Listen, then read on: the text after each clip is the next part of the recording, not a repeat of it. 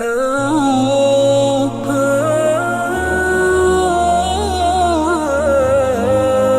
الله الرحمن الرحيم الحمد لله رب العالمين والصلاة والسلام على أشرف الأنبياء وسيد المرسلين نبينا محمد وعلى آله وأصحابه أجمعين அன்பின் பிரை டிவி நேயர்களே, அஸ்ஸலாமு அலைக்கும் வரஹ்மத்துல்லாஹி வபரகாத்துஹ். வழமை போல் இன்றும் உங்களை மனாபிருல் இஸ்லாம் நிகழ்ச்சியின் ஊடாக சந்திப்பதிலே அளவிலா மகிழ்ச்சி அடைகின்றோம். இஸ்லாமிய புனித ஸ்தலங்களில் அரபு மொழியிலே நிகழ்த்தப்படுகின்ற ஹுத்பா பேருரைகளை தமிழ் மொழியில் மொழிபெயர்க்கின்ற இந்த நிகழ்ச்சியின் ஊடாக வாரம் உங்கள் அனைவரையும் நாங்கள் சந்தித்து அந்த ஹுத்பாக்களை மொழிபெயர்த்து வழங்குவது வழமையாக இருக்கிறது. அந்த அடிப்படையில் என்னோடு சேர்ந்து அந்த ஹுத்பாக்களை மொழிபெயர்த்து வழங்குவதற்காக வேண்டி எமது கலையகத்துக்கு ஷேக் ஆஷிக் அபுல் ஹசன் ரஷாதி ஹசரத் அவர்கள் வழமை போன்று இன்றும் வருகை தந்திருக்கிறார்கள். அவர்களை நேயர்கள் சார்பாகவும் எங்களுடைய பிரை டிவி சார்பாகவும் நிகழ்ச்சிக்குள்ளால் சலாம் கூறி வரவேற்றுக் கொள்கிறோம். அஸ்ஸலாமு அலைக்கும் வரஹ்மத்துல்லாஹி வபரகாத்துஹு. வலைக்கும் ஸலாம் வரஹ்மத்துல்லாஹி வபரகாத்துஹு.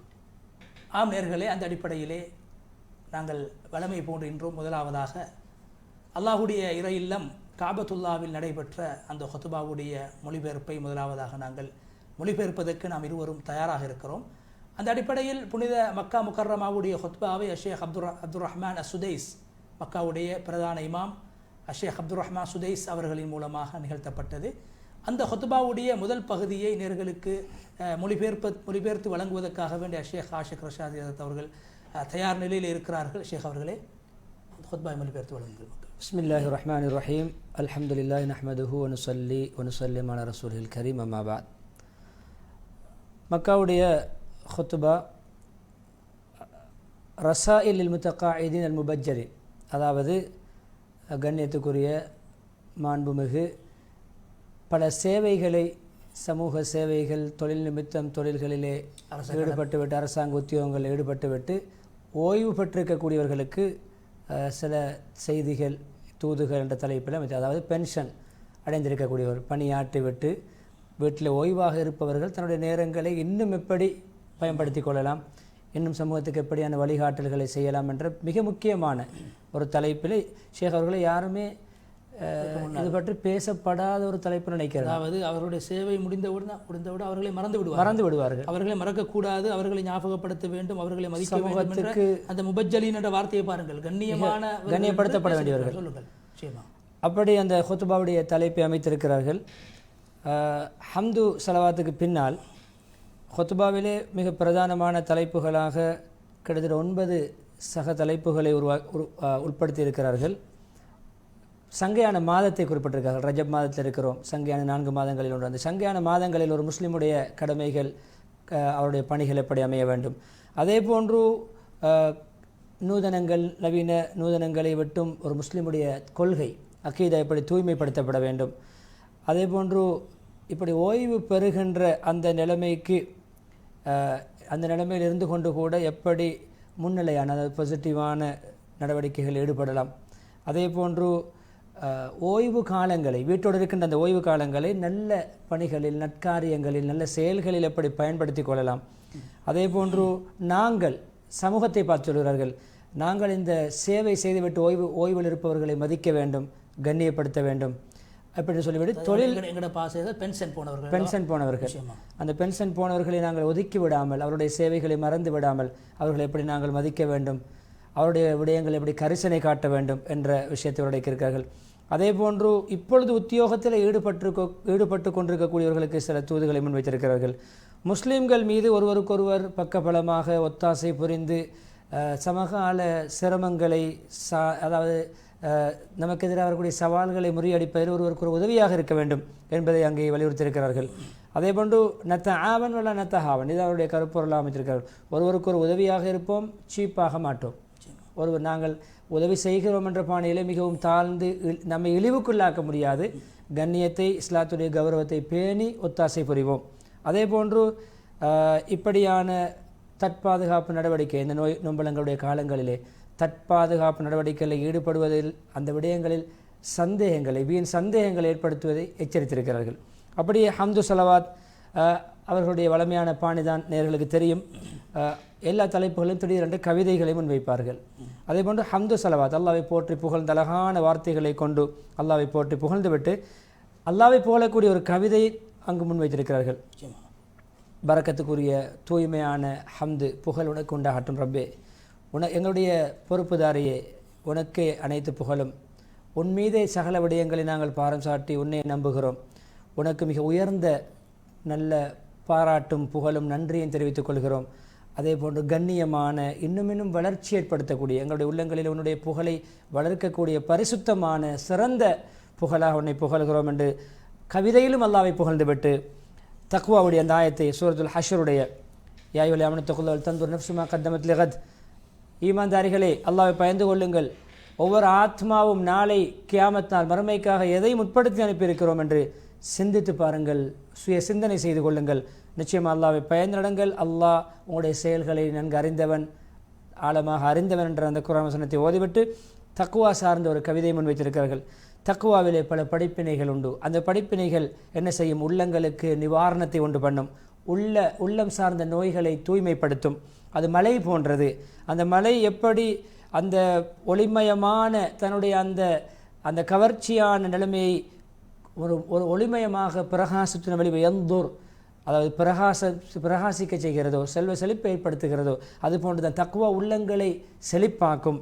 நிச்சயமாக தக்வா அல்லாஹ்வுடைய குர்ஆன் வசனத்துக்கு ஏற்றவாறு சொல்கிறார்கள் அந்த கவிதையிலே, மிக சிறந்த ஒரு கட்டுச்சாதனம். அது நாங்கள் சுமந்து செல்லக்கூடிய பொதிகளில், மறுமைக்காக மௌத்துக்கு பின்னால் சுமந்து செல்லக்கூடிய நன்மை பொதிகளில் தக்வா என்ற பொதிதான் நமக்கு மிகவும் சிறந்தது என்று சொல்லிவிட்டு, அதே போன்று உபகாரம் நல்ல அமல்களில் ஈடுபடுவது ஒரு மனிதர் அடைந்த அடைவுகளில் சாதித்த சாதனைகளில் சிறந்தது என்ற கருத்தில் அந்த கவிதை முன்வைத்துவிட்டு, முஸ்லிம்களே, முஸ்லிம் சமூகம், இஸ்லாமிய சமூகம் ஒரு முக்கியமான பரிசுத்தமான ஒரு புனித மாதத்தில் வாழ்கிறோம், அந்த மாதத்தை அடைந்திருக்கிறோம் என்று சொல்லிவிட்டு சூரத் தௌபாவுடைய 36வது அந்த மாதங்களை பற்றி விவரிக்கின்ற ஆயத்தை, இன்ன இத்தத்த ஷுஹூர் என்று ஆரம்பிக்கின்ற அந்த ஆயத்தை ஓதினார்கள். நிச்சயமாக அல்லாஹ்வுடைய கணிப்பீட்டின்படி முடிவின்படி மாதங்களுடைய எண்ணிக்கை 12. அல்லாஹ்வுடைய வேதத்தில் அது முடிவு செய்யப்பட்டிருக்கிறது. அல்லாஹ் வானம் பூமிகளை படைத்த நாளே 12 மாதங்கள் என்பதாக முடிவு செய்துவிட்டான். அதிலே 4 மாதங்கள் சங்கையான மாதங்கள். அதுதான் அல்லாஹ்வுடைய உறுதியான, இதுதான் அல்லாஹ்வுடைய உறுதியான தீன், பெருமதிமிக்க தீன், நிலையான மார்க்கம். அதிலே நீங்கள் இந்த சங்கையான மாதங்களிலே உங்களுக்கு நீங்கள் அநியாயம் இழைத்து கொள்ள வேண்டாம். தஃப்சீர் உலமாக்கள், குர்ஆன் விரிவுரை செய்யக்கூடிய உலமாக்கள் அதற்கு விளக்கம் எழுதுவார்கள். பாவங்கள் செய்து நீங்கள் உங்களுக்கே நீங்கள் அநியாயம் செய்து கொள்ள வேண்டாம். அபூ பக்ரா ரலியல்லாஹு அன்ஹு அவருடைய ரிவாயத்தை கொண்டு வந்து ரசூல் ஸல்லல்லாஹு அலைஹி வஸல்லம் சொன்னார்கள், நிச்சயமாக மாதம் அது எந்த வடிவத்தில் அல்லாஹ் படைத்த நாள் முதல் சுழண்டு கொண்டு எந்த வடிவத்தில் அது உருண்டோடி கொண்டிருக்கிறது, அப்படியே அல்லாஹ் படைத்த நாள் முதல், வானங்கள் பூமியை படைத்த நாள் முதல் அது அப்படியே மாறி மாறி வந்து கொண்டிருக்கிறது. காலம், மாதம் என்றால் காலம். 12 மாதங்களும் ஒன்றன் பின் ஒன்றாக சுழண்டு கொண்டிருக்கின்றன.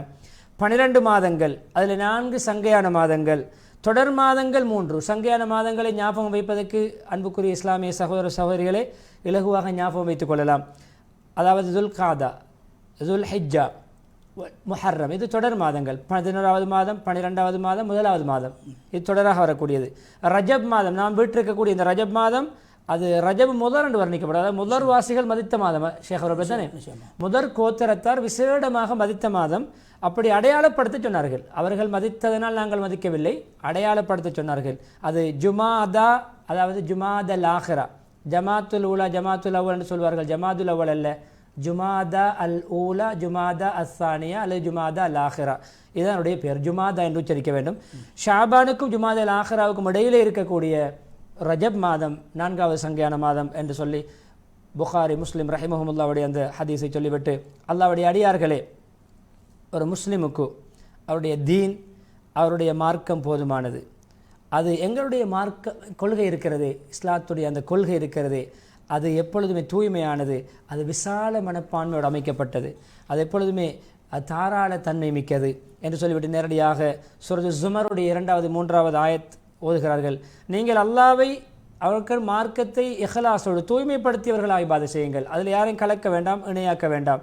அறிந்து கொள்ளுங்கள், நிச்சயமாக தூய மார்க்கம் அது அல்லாஹ்வுக்கு சொந்தமானது, வேறு யாருக்கும் அது உரிமை கிடையாது என்ற ஆயத். இமாம் அஹ்மது ரஹிமஹுல்லாஹ் தன்னுடைய முஸ்னத் என்ற கிதாபிலே பதிவு செய்திருக்கக்கூடிய ஹதீஸை கொண்டு வந்திருக்கிறார்கள். நான் புஇஸ்து பில் ஹனீஃபியத்தி சம்ஹா, நான் தூய்மையான தாராளத்தன்மை உள்ள ஒரு மார்க்கத்தை கொடுத்து கலாச்சாரத்தை கொடுத்து அனுப்பப்பட்டுள்ளேன். அந்த ஹனீஃபா முஸ்லிமா என்று பாவிக்கின்ற வார்த்தையும் ஷேக் அவர்கள் இதிலிருந்து வந்ததல்லவா, ஹனீஃபியா. நேர் விடிவுக்கான வழி, நமக்கு ஆபத்துகள் மோசமான கொள்கையிலிருந்து விடுதலைக்கு வழி என்ன தெரியுமா? நாங்கள் நாஸ்திக கொள்கை, அதே போன்று இணை வைக்கக்கூடிய ஒரு வழிகளை விட்டும் நாங்கள் எச்சரிக்கையாக ஒதுங்கி இருப்பது. அது என்ன செய்யும் தெரியுமா? இணை வைக்கக்கூடிய இறை மறுப்பு கொள்கைகளை நாங்கள் ஈடுபடும் பொழுது அது எங்களை அப்படியே அழிவின் பாதையில் இட்டு செல்லும். அழிவின் பாதையில் நம்மை அழித்துவிடும். அதே போன்று நவீன நூதனங்கள், இஸ்லாத்துக்கு மாற்றமான புதிய புதிய விடயங்கள், இவைகளை நாம் தவிர்க்க வேண்டும். இதுவும் நம்மை அழிவின் பாதையில் இட்டு செல்லும். எப்பொழுதும் மனிதர்கள் அந்த உண்மையான குரான் ஹதீஸுடைய ஒளியை விட்டுவிட்டு காலாகாலம் மாறி மாறி வரக்கூடிய நவீன நூதனங்களை பின்பற்ற ஆரம்பிப்பார்களோ, குரான் ஹதீஸை ஒதுக்கிவிட்டு அவர்கள் சிறந்த ஒன்றை விட்டு கொடுத்து விட்டு தாழ்ந்த ஒன்றை எடுத்துக் கொடுக்கிறார்கள். சிறந்த தீனை, குரானை, ஹதீஸை அதை விட்டு கொடுக்கிறார்கள். யாரோ சொன்னதை மார்க்கமாக எடுத்துக்கொள்கிறார்கள். எனவே சில கூட்டங்கள் என்ன செய்வார்கள்? இப்படி ஈடுபட்டு நபித்துவ வழிகளிலிருந்து அப்படியே தன்னை ஒதுக்கிக் கொள்வார்கள், அப்படி புறக்கணித்து விடுவார்கள். அவர்கள் என்ன செய்வார்கள்? சஹாபாக்களுடைய கண்ணியமான சஹாபாக்கள் ரலியல்லாஹு அன்ஹுடைய வழிகளை விட்டும் அப்படி அவர்கள் வேறு பிரிவினைவாதங்களின் பக்கம் அந்த சோதனைக்கு ஆள்படுவார்கள், அந்த ஆபத்துக்களுக்கு அகப்படுவார்கள். அதே போன்று குல ரீதியான இயக்க ரீதியான பிரிவுகளுக்கு ஆளாகுவார்கள். அதே போன்று சில குறி சொல்லக்கூடியவர்களுடைய குறிகள் அதற்கும் ஆளாகிவிடும். ஹதீஸ், குரான், ஹதீஸ், சஹாபாக்களுடைய வழிகள், சாஸ்திரங்கள், இப்படியான விடயங்களை குறி சொல்லக்கூடிய, சாஸ்திரம் சொல்லக்கூடியவர்களுடைய பேச்சுக்களை நம்ப வேண்டிய நிலைமை ஏற்படும். அதே போன்று இந்த வருடங்கள், மாதங்கள் உறுதியான முறையிலே பல இமாம்களுடைய கருத்தை சொல்கிறார்கள். சங்கையான மாதங்கள் வந்திருக்கின்றன, அதிலே சில விடயங்கள் ஹதீஸில் சொல்லப்பட்டிருக்கின்றன. அதே போன்று சில விடயங்கள் சொல்லப்படாத விடயங்களும் ஆங்காங்கே நடந்தேறுகின்றன. இவைகளை நாங்கள் கவனமாக செயல்படுத்த வேண்டும் என்று இங்கே ரஜபுடைய சிறப்பை ஒரு முகவுரையாக சொல்லிவிட்டு, ஈமானுடைய இஸ்லாத்துடைய விசுவாசம் கொண்ட சகோதரர்களே, நிச்சயமாக புத்திசாலிகளுக்கு ஒரு மனிதனுடைய வாழ்க்கை பல கட்டங்களாக அமையும் என்ற விடயம் ஒரு தூரமான ஒரு மறைவான விடயம் அல்ல. புத்திசாலிகளுக்கு தெளிவாக தெரியும் மனிதனுடைய வாழ்க்கை கட்டங்கட்டமாக மாறி வருகிறது. அப்படி மாறி மாறி வருகின்ற பொழுது அவருடைய ஆயுள் பல கட்டங்களை தாண்டி வந்திருக்கிறது. அதே போன்று இப்போ நவீன கால அதாவது சிவில் சட்டம் என்று சொல்வார்கள், அந்த சிவில் சட்டங்கள் தெளிவாக சொல்லுகின்ற ஒரு விடயம்தான். அதே போன்று உலக நடைமுறை, உலகத்துடைய சமகால நடைமுறை, அந்த நடைமுறையில் இருக்கின்ற ஒவ்வொருத்தருடைய அவர்களுடைய கடமைகள், அவருடைய உத்தியோகங்களுடைய தொழில்கள், அவர்கள் அந்த துறையில் ஈடுபடுத்தப்பட்டிருக்கக்கூடிய உருவாக்கப்பட்டிருக்கக்கூடிய சட்டங்கள், உலக நடைமுறைகள், தொழிலுக்கு அதே போன்று தன்னுடைய உத்தியோகங்களுக்கு நிறுவப்பட்டிருக்கக்கூடிய சட்டங்கள், இது ஒவ்வொன்று மாறி மாறி ஒருவருக்கு ஏற்றவாறு மாறி மாறி வரும். மனிதனும் தன்னுடைய வாழ்க்கை கட்டங்களிலே ஒவ்வொரு இடத்திலிருந்து இன்னொரு இடத்துக்கு மாறி மாறி வருகிறான். ஒவ்வொரு தராதரத்துக்கு ஏற்றவாறு அவருடைய விடயங்கள் மாறுபடுகின்றன, அவருடைய தொழிலுக்கு ஏற்றவாறு அவருடைய ஸ்தானங்கள் மாறுபடுகின்றன. எந்த அளவு என்றால் பணி செய்து வாலிப பருவம் என்று அந்த வாலிப பருவத்தை அர்ப்பணித்து ஓய்வு பெறுகின்ற ஒரு காலத்தை, பென்ஷனுடைய காலத்தை அடைகிறார். அந்த பென்ஷனுடைய காலம் என்பது அது சமகாலத்தில் மிக முக்கியமான ஒரு காலம், மிக முக்கியமான ஒரு பகுதி, ஒரு கண்ணியமான உயர்ந்த அசீத காலியான்னு சொல்லுவார் ஷேக் அவர்களே. அந்த சமூக பணி உத்தியோகங்களை செய்துவிட்டு அரசாங்க பணிகளில் ஈடுபட்டுவிட்டு ஓய்வில் இருக்கக்கூடிய ஒரு மிக கண்ணியமான துறையினர், அவர்கள் தன்னுடைய வாழ்க்கையுடைய அந்த செழிப்பான ஒளிமயமான காலத்தை தியாகம் செய்தவர்கள். சபாபியா அவருடைய வாழ்க்கை பருவத்தை அர்ப்பணித்தவர்கள், அவருடைய வாழ்க்கையிலே மிக முக்கியமான தூய பகுதி அதற்காக அர்ப்பணித்தவர்கள். அதாவது வாலிப பருவம், துடிதுடிப்பான பருவம், அதை சமூகத்துக்காக வேண்டி அர்ப்பணித்தவர்கள், மார்க்கத்துக்காக அர்ப்பணித்தவர்கள். தன்னுடைய மார்க்க பணிகளிலே, தன்னுடைய தேசத்துக்காக, தாய் நாட்டுக்காக, அதே போன்று தன்னுடைய சமூகத்துக்காக என்று பல்வேறுபட்ட தியாகங்களை செய்துவிட்டு தான் இப்பொழுது ஓய்வு பெற்றிருக்கிறார்கள். அவருடைய காலங்களிலே அதுக்கு பின்னால் அதிலிருந்து அவர்கள் அங்கே ஒதுங்கி பல கட்டங்கள், தொழில் சார்ந்த கட்டங்கள், அதல்லாத ஏனைய விடயங்களுக்கு அப்படியே முன்னேறி செல்கிறார்கள். அப்படியே வாழ்க்கை கடந்து மாறி புரண்டு ஒருவருக்கு ஒவ்வொரு நிலைமை மாறி வந்து அந்த குர்ஆன் வசனத்தோடு அந்த தலைப்பை இணைக்கிறார்கள். வத்தில் கலையாம் நுதாவிலோ பைரனாஸ் ஆல இம்ரானுடைய 140வது வசனம். ஒவ்வொரு காலங்களையும் ஒவ்வொரு நிலைமைகளையும் நாங்கள் மாற்றி மக்களுக்கு மத்தியில் அமைக்கிறோம். ஒருவருடைய ஒரே நிலைமையில் தொடர்ந்து இருப்பதில்லை. அதே போன்று இப்படியான இந்த பங்கீடு, இந்த பிரிப்பு, எப்படியான ஒன்று ஓய்வு பெற்றிருக்கக்கூடியவர்கள், ஓய்வு பெறாதக்கூடிய இந்த உத்தியோகபூர்வமான உத்தியோகத்தில் ஈடுபடக்கூடியவருடைய அந்த நிலைமையை சொல்கிறார்கள். அதற்கு நாங்கள் ஒரு முடிவு காண முடியாது. அது மனிதனுக்கு உத்தியோகத்திலிருந்து ஓய்வு பெற்று விட்டார், பணிகளிலிருந்து ஓய்வு பெற்று விட்டார் என்றால் அவருக்கு மௌத்தாகுன்ற வரைக்கும் அப்படி இருந்து விடுவார் என்று அது மௌத்தல்ல. அவருக்கு ஓய்வு காலங்களில் இருந்து கொண்டும் எப்படி சமூகத்துக்கு பணி செய்யலாம் என்பதை தான் சொல்ல வருகிறார்கள். அது முழுமையாக நாங்கள் அவர்களுடைய பணிகளை மறந்து அப்படியே ஒதுக்கிவிட்டு அவர்களுக்கு நாங்கள் செய்ய வேண்டிய உபகாரங்கள் கொடுப்பனவுகளை விட்டு அவர்களை புறக்கணித்து விடுவதல்ல. அவருடைய மார்க்க விடயங்களிலே அவருடைய நாட்டுக்கு தேசத்துக்கு செய்த சேவைகள், அதே போன்று அவருடைய விடயங்களுக்கு பொறுப்பானவர்கள் மீது கடமை, அவர்கள் வாழ்கின்ற சமூகத்தின் மீது கடமை. இன்னும் ஒரு பக்கத்தில் சொல்கிறார்கள், அது உண்மையிலே நாங்கள் இப்படி அவர்களை வகையாக பிரித்து எப்பொழுதுமே அவர்களுடைய ஏனைய மிஞ்சிய பகுதிகளிலே 55, 60, 50 வருடங்களில் ஓய்வு பெற்றவர்களை மௌத்து வரைக்கும் அப்படியே ஒதுக்கி விடுவதல்ல, அவர்களை நாங்கள் மறந்து விடுவதல்ல, அது பொருத்தமில்லாத ஒன்று. எனவே ஓய்வு பெற்றவருடைய மிகுதி வாழ்க்கை எஞ்சிய காலங்களிலும் கரிசனை காட்ட வேண்டும். எப்படி என்றால் அவர் ஓய்வு பெற்றவர் இருக்கிறாரே, பென்ஷன் பெற்றவர், அவர் ஒரு புதிய ஒரு வாழ்க்கையை அவர் ஒரு புதிய பிறவி போன்று என்ன செய்திருக்கிறார், ஆகியிருக்கிறார். அவருடைய காலம் ஒரு புதுவிதமான காலம். அதே போன்று மிக முக்கியமான அவர் ஒரு இலக்கை அடைவதற்கு தன்னுடைய ஒரு இலக்கை தேடிக்கொண்டிருக்கிறார். ஏதோ ஒரு இலக்கை அவர் அடைய முயற்சித்து கொண்டிருந்தார். எனவே அவர் உயர்ந்த ஸ்தானங்களிலே உயர்ந்த இலக்குகளை அடைவதற்கு முயற்சித்து கொண்டிருந்தவர். எனவே அவர் இந்த துனியாவுடைய கண்ணியம், மறுமையுடைய கண்ணியம் வெறுமனே அவர் தன்னை நிறுத்திக் கொள்வதில் அடைய முடியாது. நான் சேவை செய்து விட்டேன், நான் பணி செய்து விட்டேன், இதுக்கு எனக்கும் அதுக்கு சம்பந்தம் இல்லை, அந்த துறைக்கும் எனக்கும் சம்பந்தம் இல்லை, அவருடைய பணிகள் தொடர வேண்டும்.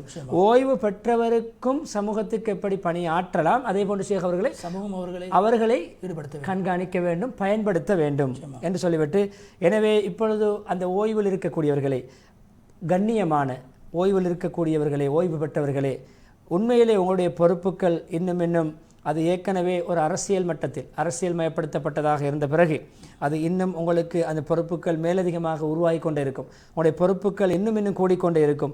உங்களுடைய விசேஷம், அதாவது நீங்கள் ஸ்பெஷலிஸ்ட், ஏன்னா ஒரு துறையிலே நீங்கள் விசேஷ நிபுணத்துவம் பெற்றிருப்பீர்கள். உங்களுடைய அதே போன்று உங்களுடைய பணிகளில் மாத்திரம் அதை சுருங்கிக் கொள்ளக்கூடாது. இப்பொழுது நீங்கள் செய்து முடித்துவிட்டு ஓய்வு பெற்றிருக்கிறீர்கள். உங்களுக்கு முன்னால் பல சந்தர்ப்பங்கள், பல அவகாசங்கள் இருக்கின்றன. அது துனியா முழுக்க உங்களுடைய அவகாசங்களுக்குரியதாக இருக்கிறது. செயல்கள் அனைத்தும் உங்களுடைய அவகாசக்குரியது. தாராளமான விசாலமான துறைகள் உங்களுக்காக காத்திருக்கின்றன. உங்களுடைய பொறுப்புகள் உங்களுடைய ஊரோடும் உங்களுடைய குடும்பத்தோடும் உங்களுடைய வட்டத்தோடும் உங்களுடைய ஊரோடும் சுருங்கியதல்ல, உங்களுடைய நகரத்தோடு சுருங்கியதல்ல, உங்களுடைய நாட்டோடு சுருங்கியதல்ல. நீங்கள் சமூகத்தின் பொறுப்புதாரிகள். நீங்கள் ஓய்வு பெற்றாலும் சமூகத்துடைய ஒரு பொறுப்பு இருக்கிறது. என்ன செய்யலாம்? இப்பொழுது உங்களுடைய துறைகளில் ஈடுபடுகின்றவர்களுக்கு வழிகாட்டலாம், அவர்களுக்கு நல்ல நல்ல புத்திமதிகளை சொல்லலாம், அவர்களுக்கு நல்ல நல்ல ஆலோசனைகளை சொல்லலாம், நல்ல நல்ல விடயங்களில் அதில் பங்கெடுக்கலாம் என்று சொல்லிவிட்டு இப்பொழுது ஒருவர் சொல்லி ஒரு கூற்றை சொல்கிறார்கள். அதாவது ஒரு மனிதர் என்ன செய்கிறார், தன்னுடைய ஒரு நவீன கலாச்சாரத்துக்கும் நாகரிகம், தன்னுடைய நாகரிகம், அதாவது முன்னேற்றம், இப்படியான விடயத்துக்கு பொருத்தமான சமூகத்தில் ஒரு மனிதர் வாழ நினைத்தால் அவர் ஓய்வு பெறவில்லை. என்ன சொல்கிறார்கள் என்றால், ஓய்வு பெற்றவர்கள் இன்னும் நான் என்னுடைய கலாச்சாரத்துக்கு, என்னுடைய நாகரிகம், என்னுடைய முன்னேற்றத்தை இன்னும் வளர்க்க வேண்டும், நாட்டுடைய அபிவிருத்திகள் இதிலே நான் ஈடுபட விரும்புகிறேன் என்று ஒருவர் முன் வந்தால் அவர் ஓய்வு பெறவில்லை. அவர் வீட்டில் இருந்து கொண்டு என்ன செய்யலாம்? சேவை செய்யலாம். முன்னேற்ற பணிகளிலும் சமூக சேவைகளிலும் ஈடுபடலாம். எனவே நாங்கள் நாகரிகத்துக்குரிய சமூகம். நாங்கள் எப்பொழுதுமே ஆதிகாலம் தொட்டு இன்று வரைக்கும் முன்னேற்ற படிகளிலே எப்பொழுதுமே வீர்நடை போடுகின்ற ஒரு சமூகம். இதனால் தான் முன்னோர்களை பார்க்கின்றோம். அல்லாஹ் அவர்களுக்கு அருள் புரிய வேண்டும். ஒரு மனிதர் எந்த செயலிலும் எந்த சேவையிலும் ஈடுபடாமல் ஓய்வாக இருப்பதை அவர்கள் வெறுத்திருக்கிறார்கள், அவர்கள் விரும்பவில்லை. முக்கியமான ஒரு சஹாபியுடைய ஹலீஃபா உமர் ரலியல்லாஹு அன்ஹுடைய கருத்தை கொண்டு வருகிறார்கள். நான் ஒரு மனிதரை சபஹலல் என்ற ஒரு வார்த்தை பாவிக்கிறேன், துனியாவுடைய ஆஹ்ராவுடைய எந்த வேலையிலும் இல்லாமல் சும்மா இருப்பது, துனியாவுக்கும் பயனில்லை மறுமைக்கும் பயனில்லாது சும்மா இருப்பது, அப்படியான ஒரு மனிதரை யாரையாவது நான் அப்படி பார்க்க விரும்புவதில்லை. யாரும் அப்படி இருக்கக்கூடாது என்று உமர் ஒன்று துனியாவுடைய பணிகளில் ஈடுபட வேண்டும், தீனுடைய பணிகளில் அல்லது துனியாவுடைய பணிகளில் அவர் ஈடுபட்டு கொண்டுதான் இருக்க வேண்டும். அதாவது எந்த விதமான பிரயோசனமும் இல்லாமல் அர்த்தம் இல்லாமல் ஒரு விடயத்தில் ஈடுபடுகின்றவர்கள் தான் சபஹலல் என்ற வார்த்தை அரபியிலே பாவிக்கப்படும். இருக்கிறேன் என்று சொல்லக்கூடாது, சும்மா இருக்கிறேன், ஓய்வாக இருக்கிறேன், ரிலாக்ஸாக இருக்கிறேன் என்று சொல்லக்கூடாது. என்று சொல்லிவிட்டு மனித இனத்துடைய அல்லாஹ் சுப்ஹானஹு வ தஆலா தாரியாத் 86வது வசனம், நான் மனித இனத்தையும் ஜின்னினத்தையும் என்னை வணங்குவதற்கு இபாதத் செய்வதற்கு என்னை அறிந்து விளங்கி புரிந்து நடப்பதற்கு தான் படைத்திருக்கிறேன் என்ற அந்த ஆயத்தை ஒதுக்கிறார். அதே போன்று அதாவது எந்த நேரத்திலும் ஏதோ ஒரு இபாதத்திலே ஈடுபட வேண்டும் என்பதை அந்த குர்ஆன் ஆயத்தின் மூலம் விளங்கப்படுத்துகிறார்கள். அதே போன்று இப்படி அரசாங்க தொடர் பணிகளில் ஈடுபட்டுவிட்டு ஓய்வு பெற்றிருக்கக்கூடிய தரஜுல் என்று பாவிகள் ஷேக் அவர்களை நல்ல ஆளுமை நிறைந்தவர்களே, திறமைகள் மிக்கவர்களே, ரஜுல் என்ற வார்த்தையில் உண்மையான ஆண், அதாவது தன்னுடைய திறமைகளை சமூகத்துக்கு அர்ப்பணித்தவர்கள். நிச்சயமாக உங்களுடைய ஆயுள் காலம்தான் உங்களுடைய கேபிட்டல் பணம், உங்களுடைய முதல். அந்த முதல் உங்களுடைய அதாவது ரெசிப்ட்னு சொல்வார்கள், ரெசிப்ட் உங்களுக்கு துனியாவிலும் ஆகிரம் பயணிக்கக்கூடிய டிக்கெட்டே அதுதான். அதனுடைய நீங்கள் அந்த அமல்கள் நல்ல அமல்கள் மூலம் அதை நீங்கள் பயன்படுத்திக் கொள்ளுங்கள். அது உங்களுக்கு துனியாவிலும் ஆகிராலும் பயனளிக்கக்கூடும். எனவே அந்த ஒரு மனிதர் தன்னுடைய ஆயுளுக்கு பொறுப்புதாரி, ஆயுளை பற்றி கேட்கப்படுவார். அதே போன்று அவருடைய கல்வி திறமைகளை பற்றி கேட்கப்படும். எங்கே அறிவு அனுபவங்களை, அதே போன்று அனுபவங்களை எதில் பயன்படுத்தினீர்கள் என்று, திறமைகளை எதில் பயன்படுத்தினீர்கள் என்று கேட்கப்படும். எனவே அவருடைய அனுபவங்களை, கடந்த கால அனுபவங்களை பின்னால் வருகின்ற சமூகத்துக்கு அவர் பரிமாறிக்கொள்ள வேண்டும். அவர்களுக்கு அது முன்வைக்க வேண்டும். அதை அனுபவத்தையும் நல்ல ஐடியா புத்திமதிகளை ஆலோசனை சொல்வதை விட்டும் கஞ்சத்தனம் காட்டக்கூடாது, பின்வாங்கக்கூடாது. அதே போன்று நல்ல வழிகாட்டலை கொடுக்க வேண்டும் என்று சொல்லிவிட்டு நீங்கள் எப்பொழுதுமே இந்த ஷரியத்துடைய அழகை காட்டுகின்ற கண்ணாடிகளாக இருங்கள். அழகான வார்த்தை, ஷரியத்துடைய அழகை இன்னும் கூட்டக்கூடிய கண்ணாடிகளாக இருங்கள். கண்ணாடியை பார்த்து ஒருவர் தன்னை அழகுபடுத்திக் கொள்ள வேண்டும். உங்களுடைய அனுபவத்தை பார்த்து பின்வருகின்ற சமூகம் அழகுபடுத்திக் கொள்ள வேண்டும். அதே போன்று இப்படி சொல்லுகிறார்கள், இப்படி தூர நோக்குகளை உறுதிப்படுத்தக்கூடிய நல்ல உறுதிமிக்க விடயங்களை நீங்கள் இலக்காக கொள்ளுங்கள், தூர நோக்கோடு சிந்தியுங்கள். அதே போன்று சமூகம் கொண்டு கண்ணியமான உறுதியோடு ஒற்றுமையோடு செயல்படுத்தக்கூடிய சமூகம் அதன் மூலம் ஒரு புத்துணர்ச்சி பெறும், அதற்காக தயாராகும். எனவே கண்ணியமான ஓய்வு பெற்றவரே, நீங்கள் சோம்பேறித்தனத்தின் பக்கம் நீங்கள் ஒதுங்கிவிட வேண்டாம், நீங்கள் சோம்பேறி ஆகிவிட வேண்டாம், பலகீனப்பட்டு விட வேண்டாம் என்று சொல்லிவிட்டு பொதுவாக எல்லா காலங்கட்டிலும் ஒவ்வொரு கட்டங்கள், ஒவ்வொரு துறைகள், அது கல்வி சார்ந்த துறைகளாக இருக்கலாம், ஏதாவது நலன்புரி சங்கங்களாக இருக்கலாம், அதே போன்று ஈமான் சம்பந்தப்பட்ட விசுவாசம் சம்பந்தப்பட்ட விடயங்கள், அதே போன்று வைத்திய துறைகள், ஈமானிய கொள்கை ரீதியான துறைகள், மனிதநேய குணங்கள், மனிதநேய பண்புகள், அது என்ன கட்டிடங்கள், அதாவது பொது சேவைகள், மஸ்ஜிதுகள், மதரசாக்கள், பாடசாலைகள், நலம்புரி சங்கங்கள், ஏதாவது சமூகத்துக்கு தேவையான கட்டிடத்துறைகளில் ஈடுபடுங்கள். அழகான வார்த்தைகளை சொல்லுங்கள். சிரமத்துக்கு அகப்பட்டவருக்கு உதவி செய்யுங்கள். நல்ல ஏதாவது உபகாரங்களை முன்வையுங்கள். ஏதாவது காயப்பட்டு மனவருத்தப்பட்டிருக்கக்கூடியவருக்கு நீங்கள் ஒத்தாசையாக இருங்கள். ஆறுதல் சொல்லுங்கள். அதே போன்று நீங்கள் அநியாயம் இழைக்கப்பட்டவருக்கு உதவி செய்யுங்கள். அதாவது சமூகத்திலிருந்து ஒதுக்கப்பட்டு புறந்தள்ளப்பட்டவரை சேர்ந்து நடங்கள். அதே போன்று நீங்கள் குர்ஆன் ஹதீஸை பற்றி படித்துக் கொள்ளுங்கள். 2 பிரச்சனைக்குரிய சமூகத்துக்கு மட்டும் ஒற்றுமை ஏற்படுத்துங்கள்.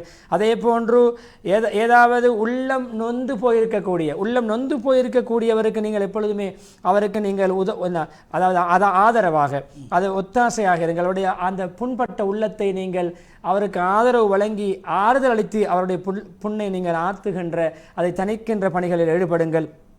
நல்ல விடயங்களிலே ஆசார்வம் ஊட்டுங்கள். யாருக்கு நல்ல விடயங்களை விட்டு ஒதுங்கி நன்றி கெட்ட முறையிலே அல்லாஹ்வுடைய நியாமத்துகளை புறக்கணித்து நடக்கக்கூடியவர்களுக்கு நீங்கள் உற்சாகப்படுத்துங்கள், அவர்களை தூண்டுங்கள், ஊக்குவிப்புகளை கொடுங்கள். நல்ல உங்களிடம் இருக்கின்ற அறிவுகளை பரப்புங்கள். அதே போன்று ஏதாவது கிதாபுகளை நீங்கள் எழுத முடியுமா, எழுத்துத்துறையிலே உங்களை வளர்த்து கொள்ளுங்கள். அதே போன்று எப்பொழுதுமே சமூகத்தை விட்டும் ஒன்றுமே தேவையில்லை புறந்தள்ளி ஒதுங்கி இருக்கக்கூடியவர்களுக்கு உதவி செய்யுங்கள். யாராலும் மக்களை கைவிடப்பட்டவர்களுக்கு உதவி செய்யுங்கள். அதே போன்று உறவு முறைகளை சேர்ந்திடங்கள், நோயாளிகளுக்கு சிகிச்சை அளியுங்கள்.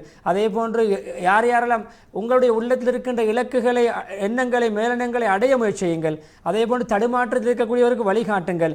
அநியாயக்காரருக்கும் நல்ல புத்திமதி சொல்லுங்கள். அநியாயத்தில் ஈடுபடக்கூடியவர்கள் அழகான புத்திமதிகளை சொல்லுங்கள். அனாதைகளை பொறுப்படுகின்ற பணியில், நோயாளிகளுக்கு சிகிச்சை அளிக்கின்ற வைத்தியத்துறையில் ஈடுபடுங்கள்.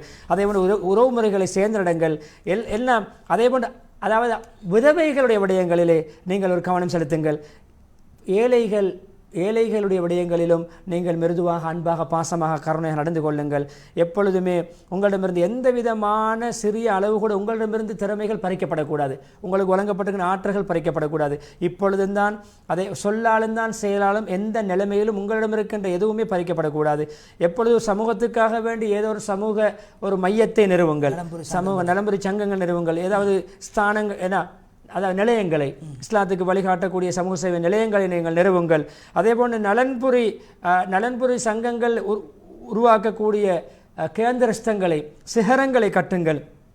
எப்பொழுதுமே ஒரு சமூகத்துக்கு நீங்கள் சமூகத்தில் ஒரு முன்னுதாரணமிக்கவராக இருங்கள். அது ஒரு ரோல் மாடலாக, ஒரு நல்ல முன்மாதிரியாக இருங்கள். இப்பொழுது அதே போன்று நலவுக்கு திறவுகோலாகவும், அதே போன்று எப்பொழுதுமே ஒரு பாசிட்டிவ், அதாவது என்ன நேர்மறையான சிந்தனை உள்ளவராக, என்ன நலவுகள் மக்களுக்கு நலவு ஏற்பட வேண்டும் என்று விரும்ப, மக்களோட பொறாமை இல்லாமல் மக்களுக்கு நலவு ஏற்பட வேண்டும் என்று ஒரு நேர்மறை பாசிட்டிவ் திங்க் பண்ணக்கூடியவராக இருங்கள்.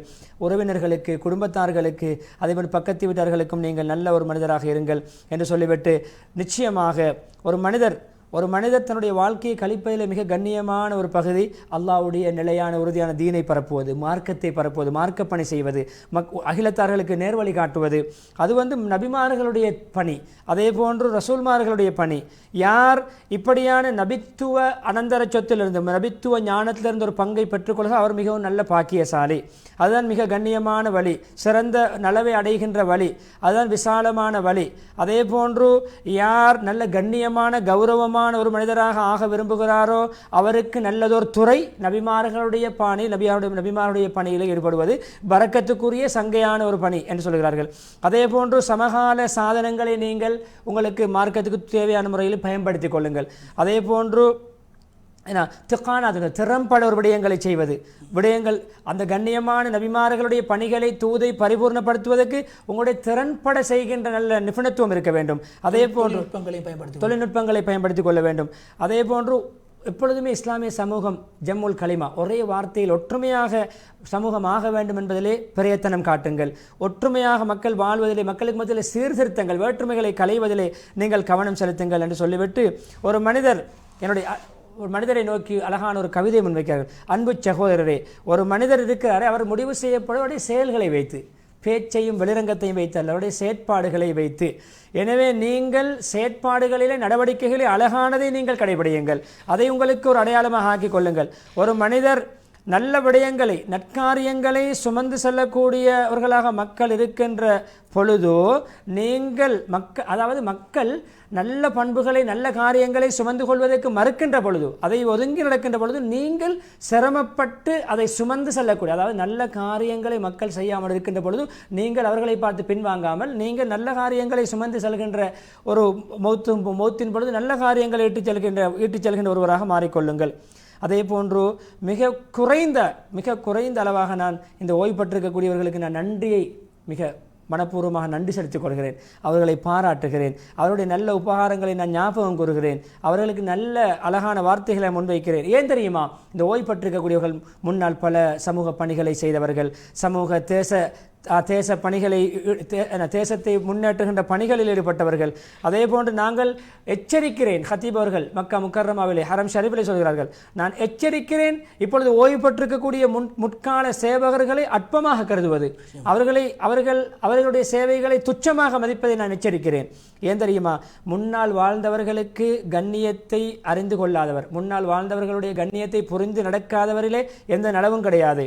அதே போன்று எப்பொழுது ஒரு சமூகம் முன்னேறி செல்கின்ற சமூகம் தனக்கென்று பல நிறுவனங்களை, பல நலம்புரி சங்கங்களை, பல விஷயங்களை, தன்னுடைய விடயங்கள், எதற்காக இந்த ஓய்வில் இருக்கக்கூடிய விஷயங்கள், அதாவது ஓய்வில் இருக்கக்கூடியவர்களுக்கென்றே சேம நல நிலையங்களை, ஓய்வில் இருக்கக்கூடியவர்களுக்கு சேவை செய்வதற்கென்று சில சங்கங்களை கூட எத்தனை சமூகம், எத்தனை நாடுகள் உருவாக்கி இருக்கின்றன. நாம் இவர்களை ஒதுக்கிவிடக்கூடாது. அவருடைய குடும்ப விடயங்கள், அவருடைய நோய் நொம்பலங்களிலே பங்கெடுக்க வேண்டும், அதில் ஒத்தாசைகளை புரிய வேண்டும் என்று சொல்ல வருகிறார்கள். அதேபோல் அவருடைய விடயங்களிலே கரிசனை காட்ட வேண்டும், அவர்களுக்கு உதவிகள் செய்ய வேண்டும். அதே போன்று அவர்களுக்கு நாங்கள் அவர்களிடமிருந்தும் பல பிரயோசனங்கள் சமூகத்துக்கு ஈட்டிக் கொடுக்க வேண்டும், அவர்களுக்கு நாங்கள் பிரயோசனம் அளிக்கவும் வேண்டும். அவருடைய நலவுகளை நாங்கள் சமூகமயப்படுத்த வேண்டும், அதை இன்னும் வளர்க்க வேண்டும். அவரிடம் இருக்கின்ற அனுபவங்களை இன்னும் நாங்கள் சமூகத்துக்கு முன்வைக்க இப்படியான விடயங்கள் உதவும்.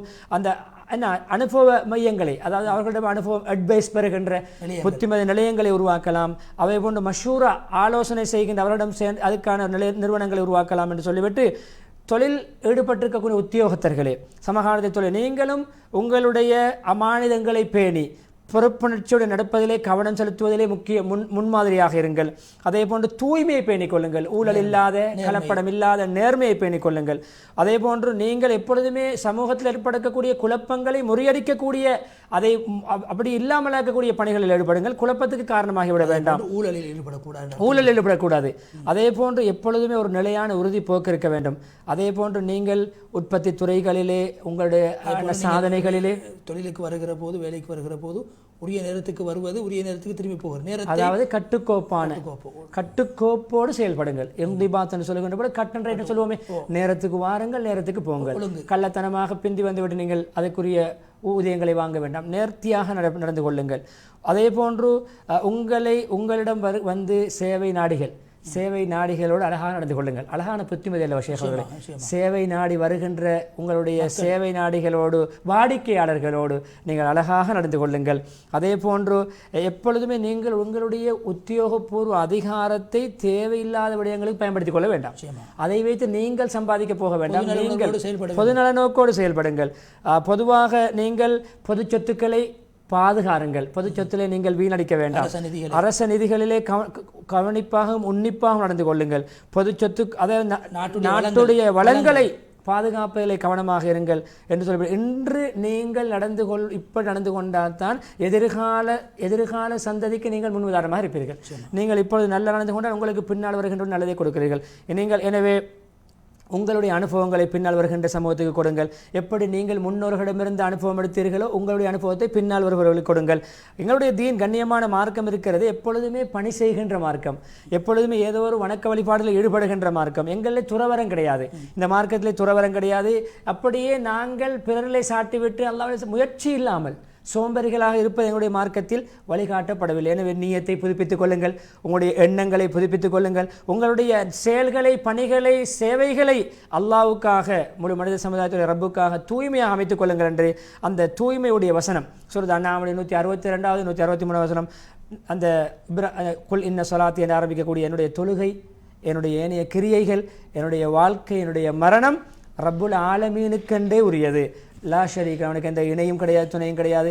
இதைத்தான் எனக்கு ஏவப்பட்டிருக்கிறது. நான் முஸ்லீம்களில் முதன்மையானவன் என்ற அந்த தூய்மையாக நடங்கள் என்று தூண்டக்கூடிய வசனத்தை ஓதி பரக்கத்துக்காக ரஜப் மாதம், ஷாபான் மாதத்தில் எங்களுக்கு பரக்க செய்வாயாக, ரமலான் மாதத்தை அடைகின்ற பாக்கியத்தை தருவாயாக என்ற துவாவோடு ஷேக் அப்துல் ரஹ்மான் சுதைஸ் அவர்கள் ஹஃபிலஹுல்லா அவர்கள் முதலாவது ஹுத்துபாவிலிருந்து விடைபெறுகிறார்கள்.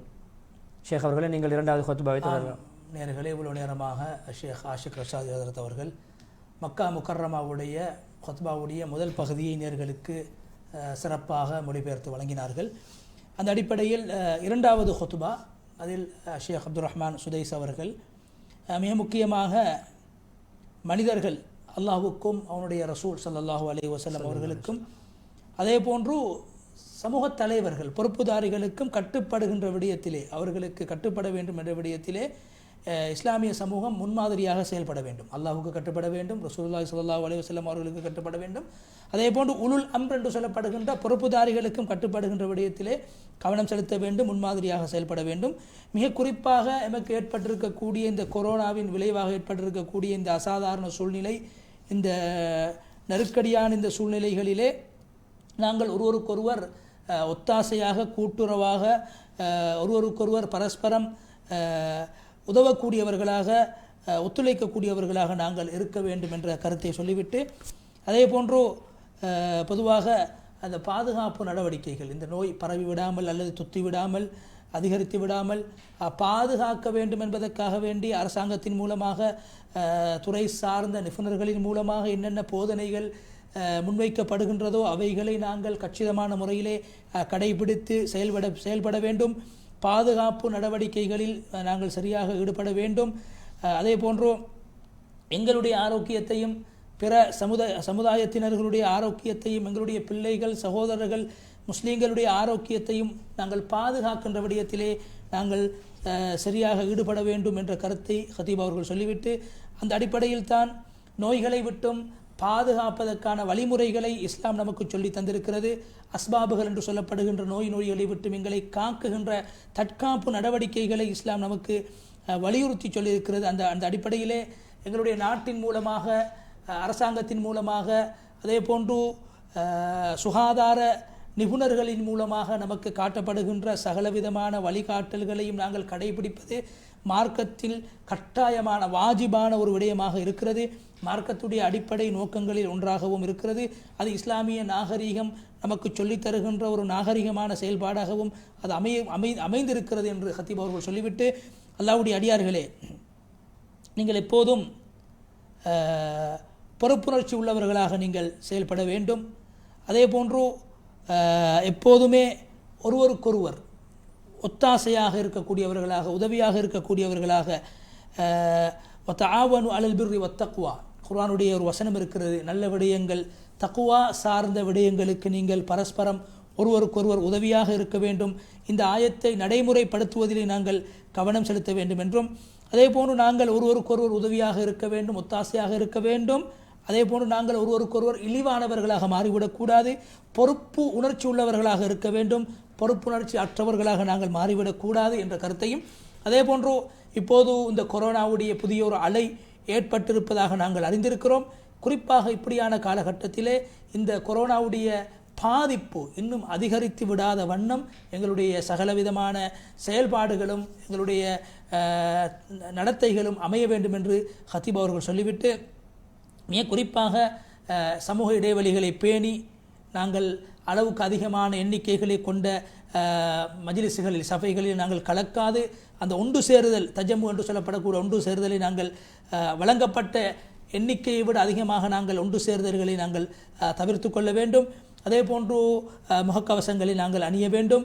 அதே போன்று கைகளை கழுவுவது, அவைகளை நாங்கள் சுத்தமாக எப்போதும் வைத்திருப்பதற்கு நாங்கள் கரசனை காட்ட வேண்டும் என்ற விடயங்களை ஹத்தீப் அவர்கள் ஞாபகப்படுத்திவிட்டு, அதே போன்று எங்களுடைய இந்த ஷேக் அவர்களே, இது அவர்களுடைய சமூகத்தை பார்த்து பேசுகிறார்கள். அதிகமான மக்கள் சேரக்கூடிய இடம் மிகவும் அழுத்தி பேசுகிறார்கள். நாங்களும் அதனை கடைபிடித்து வருகிறோம். அதை ஹத்தீப் அவர்கள் சொல்கிறார்கள், பல பேர்கள் முன்வைக்கப்படுகின்ற போதனைகளை, சுகாதார வழிகாட்டல்களை, வழிமுறைகளை கடைபிடித்து நடக்கிறார்கள் என்றாலும் சில பேர்கள் கணக்கு இல்லாமல், பொறுப்பில்லாமல், பொடுபோக்காக நடக்கிறார்கள். அவர்களுக்கும் அதன் மூலமாக பாதிப்பு வரும், பிறருக்கும் இந்த நோய் பரவிவிடும் என்ற அச்சம் ஏற்படுகின்ற அளவுக்கு பொறுப்புணர்ச்சி அற்றவர்களாக பல பேர்கள் செயல்படுகிறார்கள் என்ற கவலைக்குரிய செய்தியையும் ஹத்தீப் அவர்கள் சொல்கிறார்கள். அதனால்தான் இன்று அரசாங்கம் பாரிய அதாவது தண்டனைகளை, இந்த மாஸ்க் போடாதவர்கள், அதே போன்று பாதுகாப்பு சுகாதார நடவடிக்கைகளை பேணாதவர்களிடத்திலே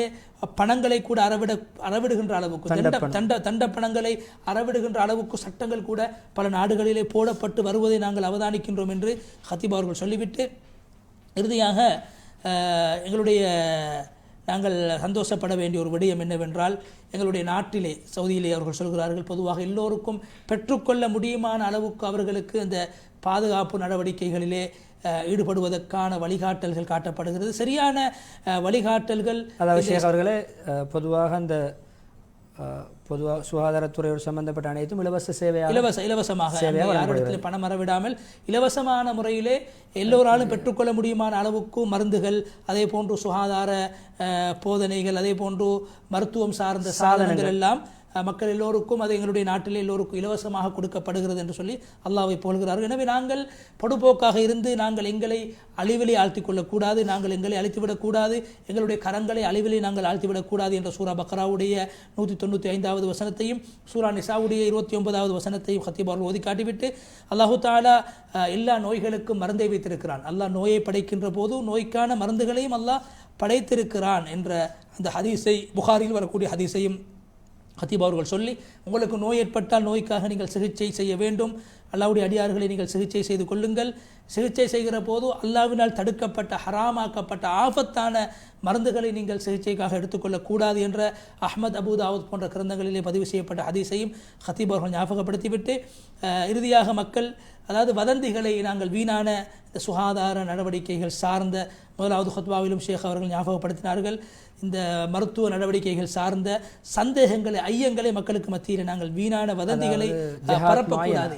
சுகாதாரத்துறையினருக்கு எதிராக துறையினர்களுக்கு எதிராக முன்வைக்கப்படுகின்ற வதந்திகளை நாங்கள் நம்பக்கூடாது, வதந்திகளை நாங்கள் பரப்பக்கூடாது என்ற கருத்தையும் ஹத்தீப் அவர்கள் ஞாபகப்படுத்திவிட்டு, அதே போன்று எங்களுடைய நாட்டில் முன்னால் சொன்னதை போன்று பாதுகாப்பு நடவடிக்கைகளுக்கான சகல விதமான ஏற்பாடுகளும் செய்யப்பட்டிருக்கிறது. மருந்துகள் மாத்திரைகள் இலவசமாக கொடுக்கப்பட்டிருக்கிறது என்ற செய்தியை ஹதீப் அவர்கள் முன்வைத்துவிட்டு நாங்கள் பாதுகாப்பாக இருக்க வேண்டும், மற்றவர்களுக்கும் இந்த நோய் தொத்திவிடாமல் நாங்கள் தன்னையும் பாதுகாத்து மற்றவர்களையும் பாதுகாக்குகின்ற நடவடிக்கைகளிலே நாங்கள் ஈடுபட வேண்டும் என்று சொல்லி ஸல்லல்லாஹு அலைஹி வஸல்லம் அவர்கள் மீது நீங்கள் சலாத்தும் சலாமும் சொல்ல வேண்டும் என்ற அந்த குர்ஆனுடைய வசனத்தை சூரா அஹ்ஸாபுடைய 56வது வசனத்தை மோதிவிட்டு ஒரு கவிதையை இறுதியாக சொல்லி ஹுத்பாவை முடிக்கிறார்கள். அதாவது, வழிகேட்டை விட்டும் நீங்கள் நேர்வழிப்பட வேண்டும் என்று நீங்கள் விரும்பினால், நேர்வழி பெற்றவர்களாக நீங்கள் மாற வேண்டும் என்று ஆசைப்பட்டால், நீங்கள் ஸல்லல்லாஹு அலைஹி வஸல்லம் நேர்வழி காட்டக்கூடிய முஹம்மது ஸல்லல்லாஹு அலைஹி வஸல்லம் அவர்கள் மீது ஸலவாத்து சொல்லுங்கள். அதாவது, யார் முஹம்மது ஸல்லல்லாஹு அலைஹி வஸல்லம் அவர்கள் மீது ஸலவாத்து சொல்வார்களோ அவர்கள் நிரந்தரமான சுவர்க்கத்துடைய இன்பங்களை ஆசைப்படுவதற்கு தகுதியானவர்களாக அவர்கள் மாறிவிடுவார்கள். சுவர்க்கம் செல்வதற்கு ஸல்லல்லாஹு அலைஹி வஸல்லம் அவர்கள் மீது நாங்கள் சொல்கிற ஸலவாத்து காரணமாக அமையும் என்ற அந்த கவிதையை சொல்லி முதலாவது அந்த இரண்டாவது ஹுத்பாவுடைய பகுதியை முடிவுக்கு கொண்டு வந்தார்கள். ஒரு நேர்கள் ஒன்றை விளங்கிக் கொள்ள வேண்டும். ஹத்தீப் அவர்கள் தொற்று நோய் இருக்கிறது என்று பேச வரவில்லை, அல்லாஹுடைய நாட்டப்படிதான் நோய் தொற்றும் என்பதை அவர் ஆழமாக பேசிய ஒருவர். சொல்ல வருவது, இதற்கு உதவியாக இருக்கின்ற முறைகளை பேணாமல் இருக்கின்ற விடயங்களை தவிர்த்து கொள்ள அல்லாஹுடைய நாட்டப்படிதான் நடக்கும் என்ற நோய் தொற்றும் என்ற அந்த ஹதீஸை இவர்கள் அதுக்கு புறம்பாக பேசவில்லை என்பதையும் நேர்கள் நிச்சயமாக விளங்கிக் கொள்ள வேண்டும். அதைப்பற்றி சுருக்கமாக நீங்கள், அதாவது இந்த நோய் நேரடியாக தொற்றும் என்ற கருத்தை ஹதீப் அவர்கள் முன்வைக்கவில்லை. அல்லாஹ்வுடைய நாட்டத்தின் பிரகாரம் தான் எல்லாம் நடக்கிறது. நாங்கள் காரணிகளாக மாறிவிடக்கூடாது. மற்றவர்களுடைய உள்ளத்தில் ஐயம் ஏற்படக்கூடிய அளவுக்கு இவரால் தான் இந்த நோய் எனக்கு வந்திருக்கிறது என்ற சந்தேகங்கள், ஈமானில் பலவீனமானவர்கள் அப்படி நம்பி விடுவார்கள். எனவே அப்படியான விடயங்களுக்கு நாங்கள் காரணமாக அமையக்கூடாது என்பதை தான் ஹதீப் அவர்கள் அழுத்தம் திருத்தமாக இந்த இடத்துல குறிப்பிட்டிருக்கிறார். எனவே நேர்களே, மதீனாவுடைய அதே போன்று மஸ்ஜிதுல் அக்ஸாவுடைய ஹுத்பாக்களும் மொழிபெயர்ப்பதற்காக வேண்டி ஷேக் ஆஷிக் ரஷாதி ஹதரத் அவர்கள் நானும் தயாராக இருக்கின்றோம். இவ்வளவு நேரமாக நாங்கள் மக்கா முக்கர்ரமாவில் நடைபெற்ற அந்த ஹுத்பாவுடைய தமிழ் மொழிபெயர்ப்பை நாங்கள் நேர்களுக்கு வழங்கினோம். நேர்களும் அதனை கேட்டு பயன்பெற்றிருப்பார்கள் என்று நாங்கள் நம்புகிறோம். அந்த அடிப்படையில் இரண்டாவது ஹுத்பா அல் மஸ்ஜிது நபவி மதீனாவுடைய அந்த பள்ளிவாசலில் அப்துல்லா புஐஜான் ஹஃபிதஹுல்லா அவர்களின் மூலம் நிகழ்த்தப்பட்டது. அந்த ஹுத்பாவிலே அவர்கள் புனிதமான மாதங்களுடைய சிறப்புகளும் அந்த மாதங்களை மதிப்பதின் அவசியப்பாடும் என்ற தலைப்பிலே அந்த ஹுத்பாவை ஹத்தீப் அவர்கள் நிகழ்த்தியிருந்தார்கள். அதில் அவர்கள் அல்லாஹு தஆலா காலங்களை, ஒரு காலத்தை இன்னும் ஒரு காலத்தை விட, ஒரு நாளை இன்னும் ஒரு நாளை விட, ஒரு மாதத்தை இன்னும் ஒரு மாதத்தை விட சிறந்ததாக அல்லாஹு தஆலா ஆக்கி வைத்திருக்கிறான். அந்த அடிப்படையில் புனிதமாக கருதப்படுகின்ற 4 மாதங்களையும் மதிப்பது ஒரு முஸ்லிமுடைய கட்டாய கடமையாக இருக்கிறது. அதே போன்று அல்லாஹ்வின் பக்கம் தௌபா செய்யக்கூடியவர்களாக ஒவ்வொரு முஸ்லிம்களும் மாற வேண்டும். மறுமைக்காக வேண்டி மரணத்துக்கு முன்னால் தயாரிப்பு செய்யக்கூடிய புத்திசாலிகளாக நாங்கள் மாற வேண்டும் என்ற கருத்தையும் ஹுத்பாவிலே முன்வைத்தார்கள். அதே போன்று புனிதமான மாதங்கள் 4 இருக்கிறது. அந்த மாதத்துடைய தனித்துவம் என்ன, விசேட அம்சங்கள் என்ன என்பது சம்பந்தமாக ஹத்தீப் அவர்கள் தன்னுடைய ஹுத்பாவை அமைத்திருந்தார்கள். அந்த அடிப்படையில் அல்லாஹ்வை புகழ்ந்து முஹம்மது ஸல்லல்லாஹு அலைஹி வஸல்லம் அவர்கள் மீது சலாத்தும் சலாமும் சொன்னதன் பின்பு முஸ்லீம்கள் தக்வா உள்ளவர்களாக எல்லா சந்தர்ப்பத்திலும் மாற வேண்டும், வாழ வேண்டும் என்ற புத்திமதியை சொல்லிவிட்டு, அல்லாஹ்வுடைய அடியார்களே, இந்த உலகம் என்பது ஒரு ஏமாற்றத்துக்குரிய இடமாக இருக்கிறது. சோதனை களமாக இந்த உலகம் இருக்கிறது. நிம்மதியான நிரந்தரமான அழிவு இல்லாத நிரந்தரமான வாழ்க்கை அது ஆகிரா என்று சொல்கிற மறுமையுடைய வாழ்க்கை தான். அங்குதான் ஒவ்வொரு மனிதர்களுடைய நன்மைகளுக்காகவும் பாவங்களுக்காகவும் கேள்வி கணக்கு கேட்கப்படும். அதே போன்று நன்மைகளுக்கும் பாவங்களுக்கும் கூலி வழங்கப்படக்கூடிய நாள் அது மறுமையுடைய நாளாகத்தான் இருக்கிறது. அல்லாஹு தாலா குர்ஆனில் சூரா ஜல்சலாவில் 7வது 8வது வசனங்களிலே சொல்கிறான், யார் ஒரு அணுவின் பாரத்தின் அளவு நலவுகளை செய்வார்களோ அதன் விளைவை அவர்கள் கண்டுகொள்வார்கள். அதே போன்று அணுவின் அளவு பாவத்தை நாசகாரியத்தை செய்தால் அதன் விளைவையும் கண்டுகொள்வார்கள் என்ற அந்த சூரா ஜல்சலாவுடைய 7வது 8வது வசனத்தை ஹத்தீப் அவர்கள் ஓதி காட்டினார். எனவே அல்லாஹு தஆலா எந்த விடயத்தை ஏவி இருக்கிறானோ அதில் அல்லாஹ்வை பயந்து கொள்ளுங்கள், எதை தடுத்திருக்கிறானோ அதை முற்றாக தவிந்து கொள்ளுங்கள் என்று சொல்லிவிட்டு சூரா ஹஷ்ருடைய 18வது வசனம், ஈமான் கொண்டவர்களே, நீங்கள் அல்லாஹ்வை பயந்து நாளை மறுமையுடைய நாளுக்காக வேண்டி என்னென்ன முன்னேற்பாடுகளை செய்திருக்கிறீர்கள் என்பதை நீங்கள் மீளாய்வு செய்து பார்க்க வேண்டும். அல்லாஹ்வை நீங்கள் பயந்து கொள்ளுங்கள், நீங்கள் செய்கின்ற சகல காரியங்களையும் அல்லாஹ் நன்கு அறிந்தவனாக இருக்கிறான் என்ற அந்த வசனத்தை ஓதி ஈமான் கொண்ட இஸ்லாமிய சமூகமே என்று இஸ்லாமிய சமூகத்தை விழித்து சொல்கிறார்கள், காலங்கள் அது ஒன்றுக்கொன்று தோதுவானதாக இருந்தாலும், நாட்கள் மாதங்கள் வெளிரங்கத்திலே பார்க்கின்ற போது அது எல்லா நாட்களும் ஒரே நாட்களை போன்று ஒரே காலங்களை போன்று எங்களுடைய பார்வைக்கு வெளிப்பாடாக விளங்கக்கூடியதாக இருந்தாலும், அல்லாஹு தஆலா ஒரு காலத்தை விட இன்னும் ஒரு காலத்தை, ஒரு மாதத்தை விட இன்னும் ஒரு மாதத்தை அல்லாஹ் சிறப்புப்படுத்தி மகிமைப்படுத்தி வைத்திருக்கிறான். சில மாதங்களுக்கு அல்லாஹு தஆலா சில மாதங்களில் விசேடமான சில விடயங்களை வைத்து அந்த மாதங்களை அல்லாஹ் சிறப்புப்படுத்தி வைத்திருக்கிறான். உதாரணமாக ஹத்தீப் அவர்கள் சொல்கிறார்கள், எங்களுக்கு தெரியும் உலகத்தில் அல்லாஹ் படைத்த இரவுகளில் ஆகவும் சிறந்த ஒரு இரவு தான் லைலத்துல் கத்ர் என்று சொல்லக்கூடிய இரவு. அல்லாஹு தஆலா குர்ஆனிலே அந்த சூரா கத்ரிலே கேட்கின்றான் 2வது 3வது வசனத்திலே, லைலத்துல் கத்ர் என்றால் உங்களுக்கு என்னவென்று தெரியுமா? அது 1000 மாதங்களை விட சிறந்த ஒரு இரவு என்று அல்லாஹ் சொல்கிறான். எனவே இரவுகளில் ஆக சிறந்த இரவு லைலத்துல் கத்ருடைய இரவு. அல்லாஹ் அந்த இரவை சிறப்புப்படுத்தி வைத்திருக்கிறான். அதே போன்று ஜும்மாவுடைய தினம், அதே போன்று வருடத்தில் ஒரு தடவை வருகிற அரஃபாவுடைய அந்த துல்ஹிஜ்ஜா மாதத்தின் 9வது தினம், அதை அல்லாஹு தஆலா ஏனைய நாட்களை விட அல்லாஹ் சிறப்புப்படுத்தி வைத்திருக்கிறான். அந்த அடிப்படையில் ரமலானுடைய மாதத்தை எல்லா மாதங்களை விடவும் சிறந்த கண்ணியமான மகத்துவம் நிறைந்த ஒரு மாதமாக அல்லாஹு தஆலா ஆக்கி வைத்திருக்கிறான். ஏனென்றால் அந்த மாதத்தில் தான் அல்லாஹ் குர்ஆனை இறக்கி அந்த மாதத்தில் நோன்பு நோட்பதை அல்லாஹ் விதியாக கட்டாயமாக ஆக்கி வைத்திருக்கிறான். அதே போன்று அல்லாஹு தஆலா புனிதமான மாதங்கள் 4 மாதங்கள் இருக்கிறது. மக்காவுடைய ஹுத்பாவிலும் ஹத்தீப் அவர்கள் அதனை தெளிவாக சொன்னார்கள். அந்த 4 மாதங்களுடைய கண்ணியத்தை அல்லாஹு தஆலா மிகவும் மகத்துவமானதாக அல்லாஹு தஆலா அந்த 4 மாதங்களை ஆக்கி வைத்திருக்கிறான். ஏற்கனவே இது குர்ஆன் வசனம் ஹதீஸ் எல்லாம் வந்திருக்கிறது. நாங்கள் ஹுத்பாவில் அடுத்த விடயத்துக்கு போய் விடுவோம் சுருக்கமாக சொல்லி நிச்சயமாக. எனவே 4 மாதங்கள் சம்பந்தமாக முதலாவது ஹுத்பாவிலே குர்ஆனுடைய வசனத்தின் மூலமாக அதே வசனம் சூரா தௌபாவுடைய 36வது வசனம் இங்கு சொல்லப்பட்டிருக்கிறது. எனவே அந்த புனிதமான 4 மாதங்களை ஒரு முஸ்லிம் மதிக்க வேண்டும், அதை கண்ணியப்படுத்த வேண்டும் என்ற செய்தியைத்தான் ஹத்தீப் அவர்கள் முன்வைக்கிறார்கள். அதே போன்று ஸல்லல்லாஹு அலைஹி வஸல்லம் அவர்கள் ஹஜ்ஜத்துல் வதாவிலே தன்னுடைய அந்த கடைசி ஹஜ்ஜிலே புனிதமான மாதங்களுடைய கண்ணியத்தையும் மகத்துவத்தையும் இஸ்லாமிய சமுதாயத்துக்கு வெளிப்படுத்தி காட்டினார்கள். அந்த ஹுத்பாவிலே அந்த ஷேக் ஆஷிக் அவர்கள் முதலாவது ஹுத்பாவில் சொன்ன அந்த ஹதீஸ், அல்லாஹு தஆலா பொதுவாக வானங்களை பூமிகளை படைத்த அந்த நாளிலிருந்து காலங்கள் உருண்டோடிக்கொண்டே இருக்கிறது, காலங்கள் ஒன்றுக்கொண்டு மாறிக்கொண்டே இருக்கிறது, காலங்கள் சென்று கொண்டே இருக்கிறது. இந்த அடிப்படையிலே ஒரு வருடம் என்பது 12 மாதங்களை கொண்டதாகும். அந்த 12 மாதங்களில் 4 மாதங்கள் புனிதமான மாதங்கள், அதில் 3 மாதங்கள் துல்காதா, துல்ஹிஜ்ஜா, முஹர்ரம் தொடர்ச்சியாக வரக்கூடிய 3 புனித மாதங்கள். ரஜப் என்று சொல்லக்கூடிய மாதம் அது ஜுமாதுல் ஆஹிரா, ஷஅபான் என்ற 2 மாதங்களுக்கும் இடைப்பட்ட ஒரு மாதமாக இருக்கின்ற அந்த ரஜப், அந்த மாதமும் இஸ்லாமிய புனித மாதங்களில் ஒன்றாக கணிக்கப்படுகிறது. ஸல்லல்லாஹு அலைஹி வஸல்லம் அவர்கள் இந்த ஹதீஸை சொல்லிவிட்டு சஹாபாக்களை பார்த்து கேட்டார்கள், நாங்கள் இருக்கக்கூடிய இந்த மாதம் எப்படிப்பட்ட மாதம் என்று உங்களுக்கு தெரியுமா? சஹாபாக்கள் சொன்னார்கள், அல்லாஹும் அவனுடைய தூதரும் தான் அதனை அறிவார்கள் என்று.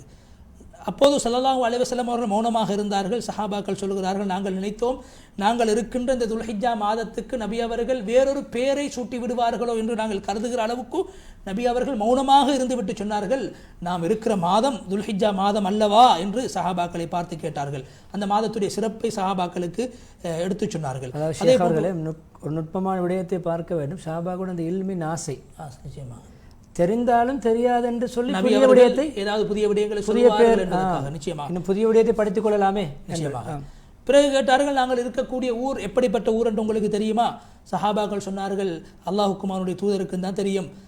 நபி அவர்கள் மௌனமாக இருந்தார்கள். சஹாபாக்கள் சொல்கிறார்கள், நாங்கள் நினைத்தோம் மக்கா முக்கர்ரமா இந்த ஊருக்கு நபி அவர்கள் வேறொரு பேரை வைத்து விடுவார்களோ என்று நினைக்கிற அளவுக்கு நபி அவர்கள் மௌனமாக இருந்து விட்டு சொன்னார்கள், இதுதான் மக்கா புனிதமான ஊர் என்று ஸல்லல்லாஹு அலைஹி வஸல்லம் அல் பல்தா என்று மக்கா அல் பல்தா என்று சொல்லப்படுகிற புனித பூமி என்று அல்லவா என்று ஸல்லல்லாஹு அலைஹி வஸல்லம் அவர்கள் சஹாபாக்களை பார்த்து கேட்டார்கள். அதே போன்று சஹாபாக்களிடத்திலே 3வதாக கேட்டார்கள், நாங்கள் இருக்கக்கூடிய நாள் எப்படிப்பட்ட நாள் என்று உங்களுக்கு தெரியுமா? இந்த நாளுடைய மகிமை தெரியுமா? சஹாபாக்கள் சொன்னார்கள், அல்லாஹும் அவனுடைய ரசூலுக்கு தான் தெரியும் என்று சொல்கிறார்கள்.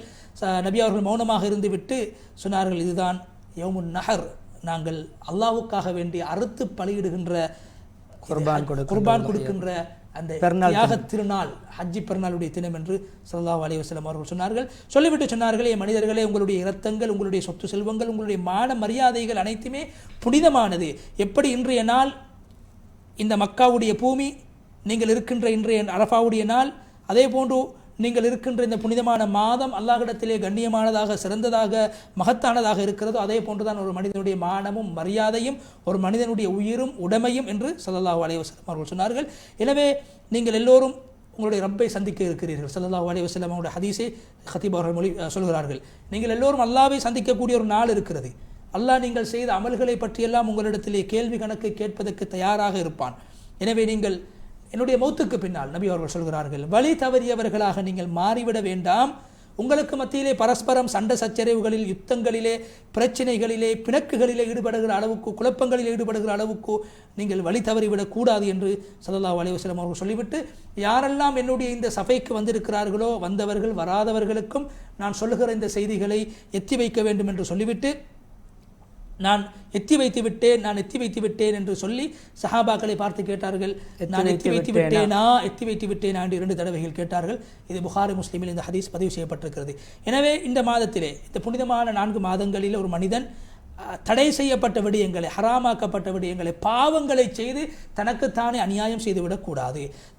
தனது நஃப்ஸை நரகத்துக்கு தகுதியான, தண்டனைக்கு தகுதியானதாக ஆக்கிவிடக்கூடாது. கேள்வி கணக்குக்கு அகப்பட்டு கொள்ளக்கூடியவராக தன்னை ஒரு மனிதன் மாற்றிவிடக்கூடாது. ஏனென்றால் இவைகள் அனைத்தும் ஒரு மனிதன் தனக்குத்தானே செய்கின்ற அநியாயமாகவே கருதப்படுகிறது. அல்லாஹ் குர்ஆனில் இந்த புனிதமான மாதங்களை பற்றி சொல்லிவிட்டு சொல்கிறான், அந்த மாதங்களில் நீங்கள் பாவம் செய்து உங்களுக்கே நீங்கள் அநியாயங்களை செய்து கொள்ள வேண்டாம். சூரா தௌபாவுடைய 36வது வசனம். எனவே இந்த மாதத்தின் கண்ணியங்களை நாங்கள் பேண வேண்டும், மகத்துவத்தை பேண வேண்டும். அல்லாஹ்வை பயப்படுங்கள், அநியாயத்தை பயப்படுங்கள், தௌபாவின் பக்கம் நீங்கள் விரையுங்கள். நல்ல அமல்களை, நீங்கள் பாவங்களை அழிப்பதற்காக வேண்டி நல்ல அமல்களை போட்டு செய்து கொள்ளுங்கள். அல்லாஹு தஆலா அல் குர்ஆனிலே சஹாபாக்களை, சுவர்க்கவாதிகளை பற்றி புகழ்ந்து பேசுகிறான். ஆல இம்ரானுடைய 135, 136 வசனங்களில் அல்லாஹ் சொல்கிறான், இந்த உலகத்திலே சில பேர்கள் சில பாவங்களை செய்தார்கள் என்றால், அல்லது அவர்களுக்கு பாவங்களை செய்து அநியாயம் செய்து கொண்டார்கள் என்றால், அவர்கள் உடனே அல்லாஹ்வை நினைத்து அவர்கள் செய்த பாவங்களுக்காக அல்லாஹ்விடத்திலே பாவ மன்னிப்பு தேடுவார்கள். அல்லாஹ் கேட்கிறான், அல்லாஹ்வை தவிர பாவங்களை மன்னிப்பதற்கு உலகத்திலே யார் இருக்கிறார்கள்? இந்த முன்னு வசனங்களை பாருங்கள். தக்வாதாரிகளுடைய தன்மை, சொர்க்கவாதிகள், இறையச்சம், சொர்க்கத்துக்கு தகுதியானவர்களுடைய அடையாளங்கள்.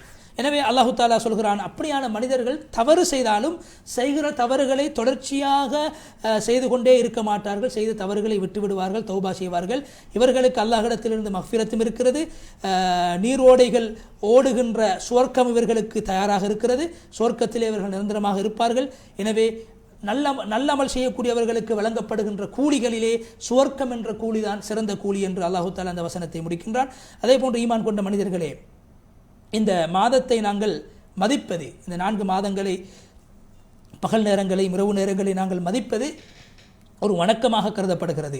இந்த மாதத்துடைய கண்ணியத்தை பேணாமல் நாங்கள் இந்த மாதங்களை மதிக்காமல் நாங்கள் செயல்படுவது பாவமான ஒரு காரியமாக கருதப்படும். அவமதித்தால் அது பாவமாக கருதப்படும். ஏன் அல்லாஹு தஆலா அல் குர்ஆனிலே சொல்கிறான், யாரு அல்லாஹ்வுடைய புனிதமான மாதங்களை, இறைவனுடைய அடையாள சின்னங்களை, அல்லாஹ்வினால் மதிக்கப்பட்ட இடங்களை எல்லாம் யாரெல்லாம் மதிப்பார்களோ அது அல்லாஹ்விடத்திலே அது அவர்களுக்கு ஹைராக இருக்கும். சூரா ஹஜ்ஜுடைய 30வது வசனம். எனவே இந்த புனிதமான மாதங்களில் செய்கிற வணக்க வழிபாடுகள் மிகவும் தாக்கம் செலுத்தக்கூடியதாக, எங்களுடைய உள்ளத்தில் இருக்கக்கூடிய அழுக்குகளை போக்கி உள்ளத்தை பரிசுத்தப்படுத்துவதற்கு காரணமாக இந்த மாதங்களில் நாங்கள் செய்கிற அமல்கள் காரணமாக அமைந்துவிடும். அதே போன்று இந்த மாதங்களிலே செய்கிற பாவங்கள் மிகப்பெரிய அநியாயமாக, மிகப்பெரிய பாவமாக, அபாயமானதாக மாறிவிடும் என்று ஹத்தீப் அவர்கள் சொல்லிவிட்டு, எனவே அல்லாஹ்வுடைய அடியார்களே, சில நேரங்கள் இருக்கிறது. அந்த நேரங்களில் செய்கிற வணக்கங்களுக்கு அல்லாஹு தாலா பல நன்மைகளை மனிதர்களுக்கு வைத்திருக்கிறான். அதே நேரங்களில் செய்கிற பாவங்களுக்கு பல தண்டனைகளையும் அல்லாஹு தாலா வைத்திருக்கிறான். எனவே இந்த புனிதமான மாதங்களில் செய்யப்படுகின்ற பாவம் அது கடினமான தண்டனைகளை ஒரு அடியான் பெறுவதற்கு காரணமாக அமைந்துவிடும். நன்மைகள், நல்ல காரியங்கள், அதிகமான நல்ல நன்மைகளை பெறுவதற்கு அது காரணமாக அமைந்துவிடும். எனவே காலம் இடம், அதாவது நாங்கள் இருக்கக்கூடிய மாதம் என்று சொல்கிற போது அது காலம், நாங்கள் அமல் செய்யக்கூடிய இடங்கள், பள்ளிவாசல்கள், காபத்துல்லா போன்ற இடங்கள், இவைகளுடைய இந்த 2 இடங்களும், அதாவது ஒரு மாதத்துடைய கண்ணியம், ஒரு இடத்துடைய கண்ணியம், இந்த 2மே ஒன்று சேர்கிற போது அங்கே நன்மைகள் அது இரட்டிப்பானதாக, பல மடங்கு பெருகக்கூடியதாக மாறிவிடும். எங்களுடைய பாவங்கள் மன்னிக்கப்படுவதற்கும் அது காரணமாக அமைந்துவிடும். எனவே யாரு அதிகமான உலமாக்கள் ஃபுகஹாக்களுடைய கருத்துப்படி யார் இந்த புனிதமான மாதங்களிலே யாராவது ஒருவர் இன்னும் ஒருவரை கொலை செய்தார் என்றால் அந்த கொலை செய்த கொலைகாரரிடத்திலே பெறப்படுகின்ற தண்டப்பணம் அது இரட்டிப்பாக பெற வேண்டும் என்று பல உலமாக்கள் சொல்லியிருக்கிறார்கள். என்றால் அந்த அளவுக்கு மதிக்கப்பட வேண்டிய எந்த ஒரு உயிரையும் இந்த மாதத்திலே நாங்கள் தனக்குத்தானே அநியாயம் செய்யக்கூடாது, மற்றவர்களுடைய உயிரையும் உடைமைகளை கூட பறிக்கக்கூடாது.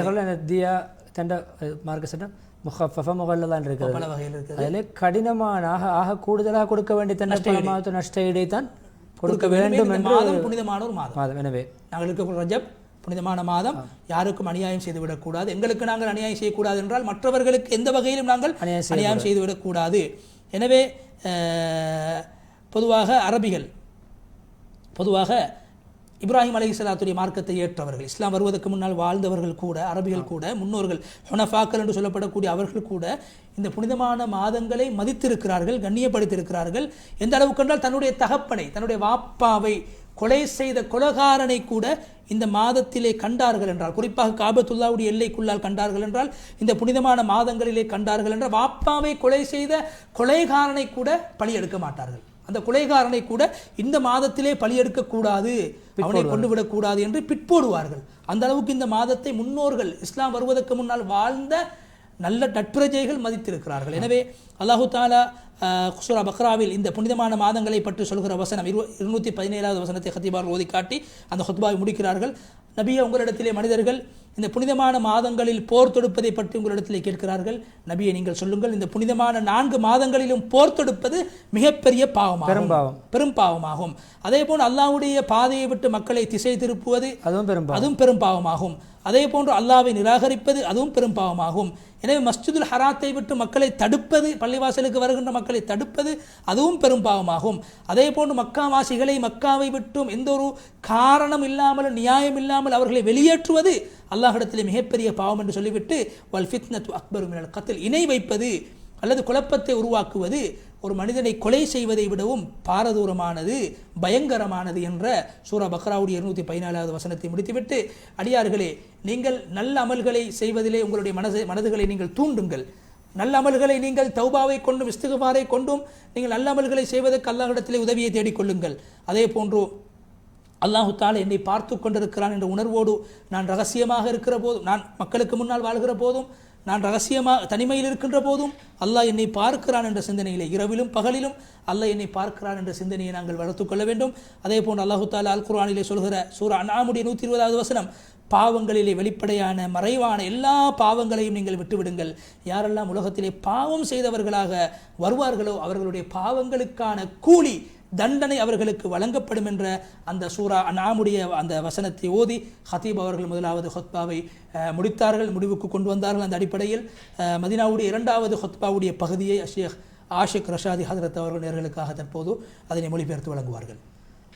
தொடர்ச்சியாக 2வது ஹுத்பா ஹம்து சலவாத், அல்லாஹ்வை போட்டு புகழ்ந்து தக்வாவுடைய வசியத்துக்கு பின்னால் சலவாத் நபிகள் சலவாத் சொன்ன பின்னால், அடியார்கள், நிச்சயமாக அல்லாஹ் உங்களை வீணாக படைக்கவில்லை, உங்களை பொடுபோக்காக விட்டுவிடவும் இல்லை.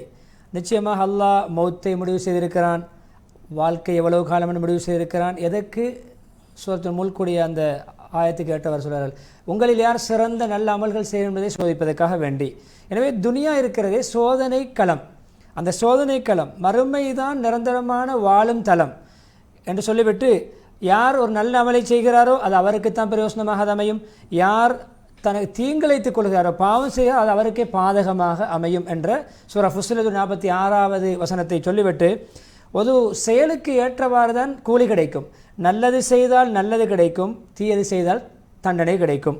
எனவே புத்திசாலி என்பவர் தன்னைத்தானே சுய விசாரணை செய்து தன்னை கட்டுப்படுத்தி முஹாசபத்து நஃப்ஸ், ஏற்கனவே நான் ஒரு சந்தர்ப்பத்தில் விளங்கப்படுத்தினோம், தன்னை பற்றி சுயமாக சிந்திப்பது, தன்னுடைய எதிர்காலத்தை பற்றி சிந்திப்பது, கடந்த காலத்தை சிந்தித்து செயல்படுபவர் தான் புத்திசாலி. எதற்காக தயார் செய்வார்? சிந்தித்து மௌத்துக்கு பின்னால் பயனளிப்பதற்கு நல்ல அமல்களை முன்கூட்டி தயாரிப்பு செய்து கொள்வார். இவர் புத்திசாலி. இயலாதவர், உதவாக்கரை, பலகீனமானவர் தனது ஆன்மா சொல்கின்றபடி நினைத்த மூப்பில் வாழ்வார், மன இச்சையை பின்பற்றுவார். அல்லாஹ் மன்னிப்பான், அல்லாஹ் மன்னிப்பான், அல்லாஹ் தரும், அல்லாஹ் தரும் மேலெண்ணங்களை வளர்த்து கொள்வார். இவர் அந்த ஹதீஸை சொல்லியிருக்கிறார்கள். முஸ்லிம்களே, நிச்சயமாக அல்லாஹ் தனக்கு வழிபடுவதற்கு தான் உங்களை படைத்திருக்கிறான். எனவே அல்லாஹ்வுக்கு இபாதத் செய்வதிலே பிரயத்தனம் காட்டுங்கள், கரிசனை காட்டுங்கள். அதே போன்று அப்படி நீங்கள் செய்தால் அல்லாஹ்வுடைய திருப்தியை நீங்கள் அடைந்து கொள்ளலாம். அல்லாஹ்வுடைய அல்லாஹ்வுடைய சொர்க்கங்களை அடைந்து நீங்கள் வெற்றியிட்டலாம். நீங்கள் சிறந்த நேரங்கள், சிறந்த காலங்கள், இந்த புனித காலங்கள் போன்ற சிறந்த காலங்களை பயன்படுத்தி கொள்ளுங்கள்.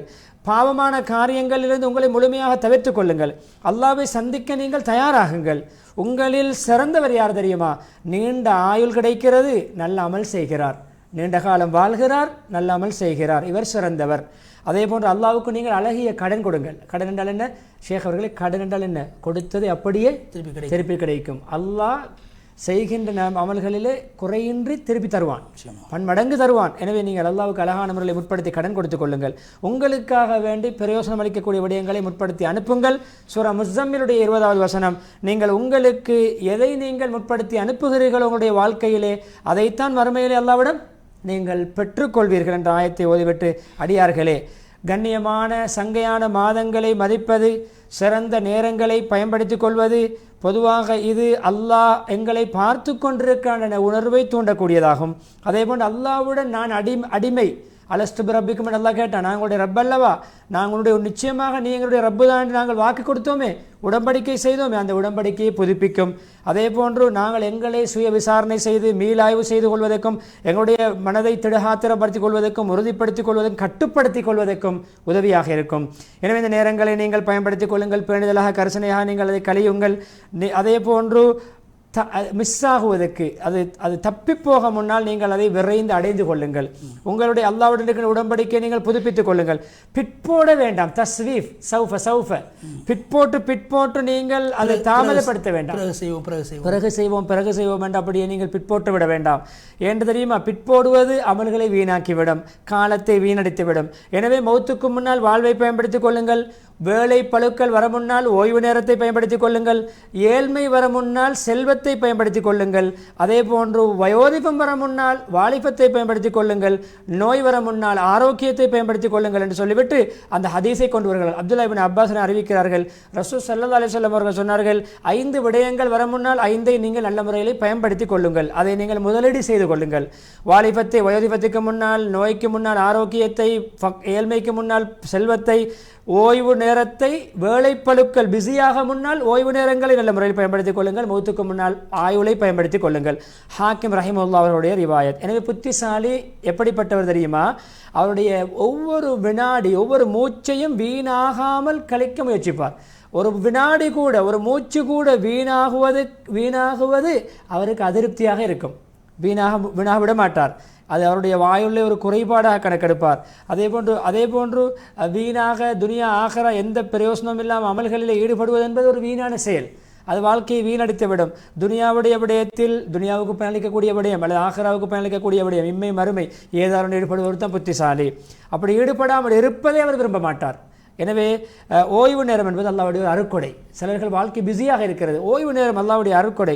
எனவே அதை பயன்படுத்த அழகான முறையில் பயன்படுத்தினால் அப்படி நாங்கள் அது பிரயோசனமாக அமையும். அதே போன்று நாங்கள் அதை சரியான முறையில் பயன்படுத்தாவிட்டால் அது எங்களுக்கு நிக்கமத்தாக மாறும், தண்டனையாக மாறும் என்று சொல்லிவிட்டு அப்துல்லா இப்னு அப்பாஸ் ரிவாயத், ரசூல் ஸல்லல்லாஹு அலைஹி வஸல்லம் சொன்னார்கள், 2 அருட்கொடைகள் இருக்கின்றன. மக்கள் அந்த 2 அருட்கொடை விடயத்திலே ஏமாற்றப்படுகிறார்கள், பொடுபோக்குக்கு ஆளாகிறார்கள், கவனஈனமாக விடுகிறார்கள். அதில் என்ன தெரியுமா? ஒன்று ஆரோக்கியம், ஓய்வு நேரம். புகார் ரஹிமஹுல்லாஹ்வுடைய ரிவாயத். எனவே அல்லாஹ்வுடைய அடியார்களே, அல்லாஹ்வுடைய இங்கு சங்கையான மாதங்களுக்கு சிரேஷ்டம் இருக்கிறது, மதிப்பு இருக்கிறது, ஏனைய மாதங்களை விட விசேஷத்தன்மை இருக்கிறது.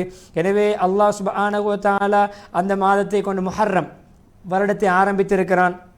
அது நடுவிலும் கொண்டு வந்திருக்கிறான். சில மாதங்களை முடிக்கும்போது துல்ஹிஜ்ஜா, வருடத்துடைய புது வருடமும் புனித மாதம், துல்ஹிஜ்ஜா முடிப்பதும் கடைசி மாதம் என்று அல்லாஹ் இடையிலும் ரஜபை கொண்டு வந்திருக்கிறான் என்று அல்லாஹ் அவர்கள் சொல்லிவிட்டு, எல்லா மாதங்களும் அமல்களுடைய பருவ காலம்தான், அமல்கள் செய்வதற்குரிய சீசன் தான். அது வித்தியாசப்படலாம், ஏற்றத்தாழ்வு ஏற்படலாம், சிறப்பிலே முன்னப்பின்ன இருக்கலாம். ஆனால் எல்லாமே வாழ்க்கை முழுக்க அமலுக்குரிய காலம், ஆயுள் முழுக்க அமளிபாதத்துக்குரிய காலம். ஒருவர் காலை அடைகிறார், நல்ல அமல்கள் செய்து தன்னை அர்ப்பணிக்கிறார், தன்னை அழித்துக் கொள்கிறார், நரகத்தை ஆளாக்குகிறார், நரகத்தை விட்டும் தன்னைத்தானே பாதுகாத்துக் கொள்கின்ற ஹதீஸுடைய விஷயத்தை சுட்டி காட்டுகிறார்கள். எனவே அல்லாஹ்வுடைய அடியார்களே, அல்லாஹ்வுடைய இந்த சங்கையான மாதங்களை மதிப்பது இருக்கிறதே, இப்படியான விடயங்களை மதிப்பது, அதிலே பாவமான காரியங்களை தவிந்து கொள்வது, மன இச்சைகளை தவிந்து கொள்வது, நவீன நூதனங்களை தவிந்து கொள்வது, அல்லாஹ் அனுமதிக்காத விடயங்களை செய்வதை விட்டு தவிந்து கொள்வது இருக்கிறது. இது அல்லாஹ்வுடைய மாதங்களை மதிப்பதற்கு சமமான செயல். அதே போன்று எந்த விதமான அறிவுபூர்வமான விடயங்கள் இல்லாமல் அர்த்தமில்லாத விடயங்களை செய்யாமல் தவிர்த்து கொள்வதும் இந்த மாதத்தை மதிப்பதற்கு சமம் என்று சொல்லிவிட்டு நபி ஸல்லல்லாஹு அலைஹி வஸல்லம் அவருடைய ஹதீஸை கொண்டு வருகிறார்கள். யார் இந்த மாதத்தில் புதிய இல்லாத விடயங்களை உருவாக்குவார் அது புறக்கணிக்கப்படும். யார் ஒரு எங்களுடைய நாங்கள் கட்டளை பிறப்பிக்காத ஒரு அமலை செய்வாரோ அதுவும் புறக்கணிக்கப்படும். ரசூல் ஸல்லல்லாஹு அலைஹி வஸல்லம் அவர்கள் எங்களை தெளிவான ஆதாரபூர்வமான வெண்மையான தூய மார்க்கத்திலே விட்டு சென்றிருக்கிறார்கள். அதனுடைய இரவும் கூட பகல் போன்று வெளிச்சமானது. அதை விட்டும் ஒரு அழியக்கூடியவர் அத்தான் ஒதுங்குவார், திசை திரும்புவார் தவிர வேறு யாரும் வழிகட்டு போக மாட்டார்கள், சரியாக நடப்பார்கள். இர்பாத் இப்னு சாரியார் ரலியல்லாஹு அன்ஹு ரிவாயத், எங்களுக்கு ரசூல் ஸல்லல்லாஹு அலைஹி வஸல்லம் அவர்கள் காலை ஃபஜர் தொழுகை தொழுவித்தார்கள். தொழுவித்து விட்டு எங்களை முன்னோக்கினார்கள். ஒரு புத்திமதி, ஒரு உபதேசம் செய்தார்கள். எந்த அளவென்றால் மிக கருத்தாளமிக்க உபதேசம், உள்ளங்களை தொட்ட உபதேசம், எங்களுடைய கண்களெல்லாம் கண்ணீர் வடிக்க வைத்த உபதேசம், உள்ளங்களுக்கெல்லாம் பயத்தை ஏற்படுத்திய, உள்ளங்கள் பயந்து அடங்கி அழுத உபதேசம். நபியருடைய பயானை கேட்டு நாங்கள் அழுது விட்டோம். பின்னால் அப்போ நாங்கள் கேட்ட யார சூழல்லா, இந்த உபதேசத்தை பயானை புத்திமதியை பார்க்கின்ற பொழுது பிரியாவிடை பெற்று செல்லக்கூடிய ஒரு மனிதர், சமூகத்தை விட்டு பிரிந்து மௌத்துக்கு தயாராக இருக்கக்கூடிய, அதாவது நபி சமூகத்தை விட்டும் உங்களுடைய கடைசி உபதேசம் போன்றிருக்கிறது. நீங்கள் எங்களை விட்டு பிரிய போகிறதுக்கு போன்றிருக்கிறது. எங்களுக்கு இன்னும் உபதேசம் செய்யுங்கள், இன்னும் புத்திமதி சொல்லுங்கள் யார சொல்லலாம். சொன்னார்கள் தக்குவா, அல்லாஹ்வுடைய இறையச்சத்தை வசிய செய்கிறேன். அதேபோல் தலைவர்களுக்கு கட்டுப்பட்டு நடப்பது, அமீர்மார்களை கட்டுப்பட்டு நடப்பதை, வழிபட்டு நடப்பதை உங்களுக்கு நான் கடைபிடிக்குமாறு ஏவுகிறேன். அது உங்களுக்கு ஒரு தலைவராக ஹபஷி அடிமை நீக்கிறோம் அடிமை உங்களுக்கு தலைவராக நியமிக்கப்பட்டாலும் அவருக்கும் கட்டுப்படுங்கள். ஏனென்றால் உங்களில் சிலர் வாழ்வீர்கள், பின்னால் பார்ப்பீர்கள், எனக்கு பின்னால் பல கருத்து முரண்பாடுகளை, கருத்து வேறுபாடு, வேற்றுமைகளை பார்ப்பீர்கள். அப்படி வேற்றுமை ஏற்படுகின்ற பிரிவினைவாத காலங்களிலே என்னுடைய சுன்னத்தை, என்னுடைய வழிமுறையை கடைபிடியுங்கள். என்னுடைய நேர்வழி காட்டப்பட்ட நேர்வழி நடந்த ஹுலஃபாக்கள், 4 ஹலீஃபாக்களுடைய வழிமுறைகளை கடைபிடியுங்கள். அதை நீங்கள் பற்றி பிடித்துக் கொள்ளுங்கள். அந்த சொக்கை பல்லால், கடைவாய் பல்லால் கடித்து பிடிப்போமே, ஒன்றை விட்டு கொடுக்காமல் அது போன்று ஸ்திரமாக இருங்கள். உங்களுக்கு நான் எச்சரிக்கிறேன், மார்க்கத்தில் நவீன நூதனங்களை நீங்கள் உருவாக்குவதை செய்வதை விட்டும். ஏன் தெரியுமா, நவீன நூதனங்கள் ஒவ்வொன்றுமே அது வழிகேடு, அது நவீனம். புதுசாக உருவாக்கப்படுகின்ற ஒவ்வொன்றுமே அது இஸ்லாத்துக்கு புறம்பானது, அது மார்க்கத்துக்கு புறம்பானது. நவீன நூதனம், ஒவ்வொரு நூதனமும் வழிகேடு என்ற அஹ்மத் ஹாக்கிம் ரஹிமஹுல்லாஹுடைய ரிவாயத்தை சொல்லிவிட்டு நீண்ட ஒரு துஆவை செய்துவிட்டு மதீனாவுடைய ஹுத்பா, 2வது ஹுத்பா முடிவடைய போகிறது. அதனுடைய சேர்த்து நீங்கள் மஸ்ஜிதுல் அக்ஸாவுடைய 1வது பகுதியை நேயர்களுக்கு மொழிபெயரும். நீண்ட அழகான துஆவை சமூகத்துக்கும் அதே போன்று தனக்கும் செய்துவிட்டு இறுதியாக ரப்பனா ஆத்தினா ஃபித்துனியா ஹசனா என்ற அந்த துஆவையும் ஓதியவர்களாக உண்மையிலும் மறுமையிலும் எங்களுக்கு அழகானதே நல்லதே தருவாய் என்ற துஆவோடு விடை பெறுகிறார்கள். அதே போன்று மஸ்ஜிதுல் அக்ஸாவுடைய ஹுத்பா, அதை ஷேக் முஹம்மத் சர்ஹந்தா என்று சொல்லக்கூடிய முஹம்மத் சரந்தா ஹஃபிதுல்லாஹ் அவர், இவருடைய ஹுத்பாவை நாங்கள் ஏற்கனவே இவரை பற்றி நாங்கள் விவரித்திருக்கிறோம். அவர்கள் ஹம்து ஸலவாத்துக்கு பின்னால் அவருடைய தலைப்பை பார்க்கின்ற பொழுது ஷேக் அவருடைய அநியாயத்தின் விபரீதங்கள், அநியாயத்துடைய விளைவுகள் என்ன என்று பேசியிருக்கிறார்கள். அவர்கள் இந்த புனித மாதங்களோடு சம்பந்தப்படுத்தி தான் பேசுகிறார்கள். புனித மாதங்களிலே இழைக்கின்ற அநியாயம் பாரதூரமானது என்ற கருப்பொருளை பேசியிருக்கிறார்கள். அழகான முறையில் அல்லாஹ்வை போற்றி புகழ்ந்துவிட்டு நேரடியாக அவர்கள் அந்த குலில்லாஹ் மாலிக்கல் முல்க் துத்தில் முல்க மந்த, நாடியவர்கள் ஆட்சியை கொடுப்பான், நாடியவர்களை கண்ணியப்படுத்துவான், நாடியவர்களை கேவலப்படுத்துவான் ஆயத்தை கொண்டு அல்லாஹ் அந்த ஆயத் ஹுத்பாவை ஆரம்பித்து விட்டு அந்த ஆட்சியை நாடியோடு பிடுங்குவான், பறித்தெடுப்பான் என்று சொல்லிவிட்டு ஹராம், அநியாயம் ஹராம் என்ற திட்டத்தெளிவான ஹதீஸை கொண்டவர்கள் என்னுடைய அடியார்களே, ஹதீஸுல் குதுசி அல்லாஹ் சொல்வதை நபி ஸல்லல்லாஹு அலைஹி வஸல்லம் அவர்கள் சொன்னது, நிச்சயமாக நான் அநியாயத்தை ஹராமாக்கி கொண்டுள்ளேன். அல்லாஹ் சொல்வது தன்னை பற்றி, உங்களுக்கு மத்தியிலும் அநியாயம் ஒருவருக்கு ஒருவர் செய்வதை ஹராமாக்கி இருக்கிறேன், அநியாயம் செய்ய வேண்டாம். அதே போன்று உங்களில் யார் இறை நிராகரிப்பாளர்களை நண்பர்களாக ஆக்கிக் கொள்வார்களோ அவர்களும் அவர்களை சார்ந்தவர்கள். அதே போன்று நிச்சயமாக அல்லாஹ் அநியாயக்காரர்களுக்கு வழிகாட்ட மாட்டான். இப்படி செய்வது அநியாயக்காரர்கள் வழிகாட்ட மாட்டான். அதே போன்று நேரடியாக இன்னொரு ஹதீஸை கொண்டு வந்திருக்கிறார்கள், அநியாயம் உழைக்கப்பட்டவருடைய பத்துஆவை, சாபத்தை பத்துஆவை பயந்து கொள்ளுங்கள். ஏன் தெரியுமா, அதுக்கும் அல்லாவுக்கும் இடையிலே திரை கிடையாது. நேரடியாக அல்லாவிடம் போகும், அல்லாஹ் நேரடியாக ஏற்றுக்கொள்வான். அதேபோல் நேர்மை நீதியை கொண்டுதான் இன்று வானம் பூமியை நிலைத்திருக்கிறது, செயல்படுகிறது. நேர்மை அது அல்லாஹ்வுக்கு சொந்தமானது. அல்லாஹ் நேர்மையை விரும்புகிறான், நேர்மைக்குரியவன் அல்லாஹ் அன்றே வாஹிதுல் கஹார், அடக்கியாளக்கூடிய ஏகன், அவனுக்கு சொந்தமானதுதான் அந்த கியாமத் நாளுடைய ஆட்சி. எனவே அந்த நேரத்திலே அநியாயம் இழைத்தவர்களாக நீங்கள் போவதை பயந்து கொள்ளுங்கள் என்று சொல்லிவிட்டு, அநியாயம் இருக்கிறது, அல்லாஹ் அநியாயக்காரனுக்கு சந்தர்ப்பம் கொடுப்பான், நீண்ட கயிற்றில் விடுவான். எப்படி தூண்டில் போடுகின்ற பொழுது மீனுக்கு நாங்கள் நீண்ட கயிற்றில் விட்டு பிடிப்போம், அதுபோன்று விட்டு விடுவான். ஆனால் திடீரென்று எப்படி தூண்டிலை நாங்கள் பிடிப்பது போன்று பிடித்தோமோ மீன் மாட்டிக்கொள்ளும், மீன் மிஸ் ஆகாது போன்று அந்த ஹதீஸை சொல்கிறார்கள். அநியாயக்காரனை திடீரென்று பிடிப்பான், அநியாயக்காரன் தப்ப முடியாது. அவகாசம் கொடுப்பான், விட மாட்டான். கொடுக்கப்படுபவர் நினைக்க கூட என்னை அல்லாஹ் விட்டு விட்டான், என்னை அல்லாஹ் பார்க்கவில்லை என்று நினைத்து ஆட வேண்டாம். அநியாயக்காரர்களே, அல்லாஹ் பிடித்தால் மிஸ் ஆக மாட்டீர்கள், தப்ப முடியாது என்ற முத்தஃபகுன் அலைஹ் சஹீஹ் புகாரி சஹீஹ் முஸ்லிமுடைய ரிவாயத். அதே போன்று அல்லாஹ்வுடைய கையில் தான் நீதி என்ற தராசு இருக்கிறது. அநியாயக்காரர்கள் அநியாயக்காரருடைய நன்மை தட்டை அல்லாஹ் தாழ்த்துவான். நீதியான நேர்மையான அநீதி இழைக்காதவருடைய நன்மை தட்டை அல்லாஹ் பாரமாக்குவான். ஹதீஸுடைய விளக்கம். எனவே ஆட்சிக்கு சொந்தக்காரன், கண்ணியத்துக்கு சொந்தக்காரன் அல்லாஹ் மறுமையிலே அடியார்களை எழுப்புவான். அல்லாஹ்வை அழைப்பு பிரகடனம் செய்வான். நான் தான் என்று அரசன், நான் தான் என்று தீர்ப்பளிக்கக்கூடியவன், நான் தான் நீதிபதி, நான் தான் என்று அனைத்துக்கும் சொந்தக்காரனான அதிகாரி. எனவே யாருக்கும் சொர்க்கவாதிகளிலிருந்து யாராவது சொர்க்கம் போக வேண்டுமென்றால் நரகவாதிகளில் இருப்பவர்களுக்கு கூட அநியாயம் செய்திருக்கக்கூடாது. நரகவாதிகளில் இருக்கின்ற ஒருவருக்கு நீங்கள் அநியாயம் செய்து விட்டு வந்தாலும் அவருக்கு நான் பழியெடுப்பேன் என்பது அர்த்தம் அல்லவா? அப்படி இருந்தால் தான் சொர்க்கம் போக முடியும். அதே போன்று நரகவாசிகள் அவர்களை பார்த்து அல்லாஹ் சொல்வான், உங்களில் யாரும் நரகத்துக்கு நுழைய முடியாது, சொர்க்கவாதிகளில் யாருக்காவது நீங்கள் அநியாயம் செய்திருந்தால் அந்த அநியாயத்துக்குரிய பழிக்கு பழி எடுத்து விட்டு தான் உங்களை நரகத்துக்கு கூட நான் அனுப்புவேன் என்ற இமாம் அஹ்மதுடைய ரிவாயத். அதே போன்று குர்ஆன் ஆயத்தை கொண்டு வந்திருக்கிறார்கள். நிச்சயமா இன்று ஒவ்வொரு ஆத்மாவும் தான் சம்பாதித்து ஏற்ற கூலி கொடுக்கப்படும் என்று அநியாயம் நடக்காது. நிச்சயமா அல்லாஹ் மிக சீக்கிரமாக கேள்வி கணக்கு கேட்க முடிக்கக்கூடியவன். எனவே துஆவும் செய்கிறார்கள் அந்த ஆயத்தோடு, யா அல்லாஹ் உன்னை கொண்டு நாங்கள் பாதுகாப்பு தேடுகிறோம் ஆபத்துகளை விட்டும். நபி ஸல்லல்லாஹு அலைஹி வஸல்லம் உடைய தெளிவான ஹதீஸ், அந்த ஹதீஸ் ஷேக் அவர்கள் 2 ஹுத்பாக்கள் விவரித்தோம். காலம் சம்பந்தப்பட்ட அந்த ஹதீஸ் சங்கையான மாதங்கள் அதை ஓதி சொல்லியிருக்கிறார்கள். அதே போன்று அந்த ஆயத்தையும் கொண்டு வந்திருக்கிறார்கள். அந்த ஆயத்துடைய விளக்கம் தான் இந்த இடத்துல எங்களுக்கு தேவைப்படுகிறது. அப்துல்லாஹ் இப்னு அப்பாஸுடைய கருத்து அதை சொல்லுங்கள். அப்துல்லாஹ் இப்னு அப்பாஸுடைய அந்த விளக்கம், இன்ன இத்தத ஷூர் மாதங்கள் 12 என்ற அந்த ஆயத்தை ஓதிவிட்டு அப்துல்லாஹ் இப்னு அப்பாஸ் சொல்கிறார்கள், நிச்சயமாக அல்லாஹ் அநியாயத்தை இந்த அனைத்து மாதங்களிலும், இந்த மாதங்களில் மாத்திரமல்ல 12 மாதங்களிலுமே அநியாயம் ஹராம் தான். ஆனால் விசேடமாக அல்லாஹ் இந்த மாதத்தை அடையாளப்படுத்தி இருக்கிறான் விசேடமாக. எனவே அல்லாஹ் அதை சங்கையாக ஆகியிருக்கிறான். அந்த மாதங்களிலே சங்கைகள் பிறருடைய உரிமைகள் மீறப்படுவதை அல்லாஹ் ஒரு பயங்கரமான குற்றமாக ஆக்கியிருக்கிறான் என்பதுதான் விளக்கம். பாவத்தை அதிலே மிக பயங்கரமாக ஆக்கியிருக்கிறான். எனவே நல்ல அமல்களுடைய கூலியும் அதிலே ஆழமாக மகத்துவமாக ஆக்கியிருக்கிறான். எனவே அல்லாஹ்வுடைய அடையாள சின்னங்களை யார் மதிப்பார்களோ தக்வாவுக்கு அடையாளம். எனவே நீங்கள் அதில் அநியாயம் செய்து கொள்ள வேண்டும் என்று அந்த விளக்கத்தை முடிக்கிறார்கள். எனவே அநியாயம் இருக்கிறதே, அது எப்பொழுதுமே அநியாயக்காரன் உணர்ந்து கொள்ளாத விதத்திலே அது ஒரு குற்றம். எப்பொழுதுமே அவரை இருளுக்குள் கொண்டு செல்லும். அவர் இன்னும் ஒருவருக்கு அநியாயம் செய்வது அநியாய மக்களிலே உயர்ந்து என்ன பகிரங்கமா தசாவுதன் சொல்லும்போது தசாவுதன் உயர்ந்து கொண்டு போவது, வளர்ந்து கொண்டே போகிறது. உறவினர்களுக்கு அநியாயம் செய்கிறார்கள், குடும்பத்துக்கு அநியாயம் செய்கிறார்கள். எந்த அளவு என்று சொன்னால் எங்களுடைய மார்க்கத்துக்கு அநியாயம் நடக்கிறது, எங்களுடைய மார்க்கம் அநியாயம் செய்யப்படுகிறது, குர்ஆனுக்கு அநியாயம் நடக்கிறது, துரோகம் நடக்கிறது, எங்களுடைய இஸ்லாத்துடைய சட்ட திட்டங்களுக்கு அநியாயம் நடக்கிறது, சதிகள் நடக்கின்றன. நடைமுறைப்படுத்தாமல் இருப்பதே பெரிய அநியாயம். இஸ்லாத்துடைய சட்டங்களை அமுல்படுத்தாமல் இருப்பது பெரிய அநியாயம் என்று சொல்ல வருகிறார்கள். எனவே பூமியில் தரையிலும் கடலிலும் குழப்பம் பகிரங்கமாக நடக்கிறது. மக்கள் சம்பாதித்த வினை, அநியாயத்தின் காரணமாக மக்கள் சம்பாதித்த வினை என்பது மக்களுடைய அநியாயம், குர்ஆனுடைய வசனம். எனவே மிக பயங்கரமான அநியாயத்துடைய வகைகளில் மிக கடுமையான வகையில் உள்ளதுதான் தனக்குத்தானே ஒருவர் அநியாயம் செய்வது, தனக்குத்தானே அநியாயம், தன்னுடைய அமலை முகஸ்துதியாக அமைத்துக் கொள்வது, மற்றவர்கள் பாராட்ட போல தன்னுடைய அமலை தன்னுடைய சேவையை தானே பிரபலியப்படுத்துவது, தன்னுடைய விடயங்களை ரகசிய விடயங்கள் நல்ல அமல்களை சேவைகளை மக்களுக்கு மத்தியிலே பிரபலியப்படுத்தி புகழ் விரும்புவது, பேரெடுக்க வேண்டும், பாராட்டு பெற வேண்டும் என்று.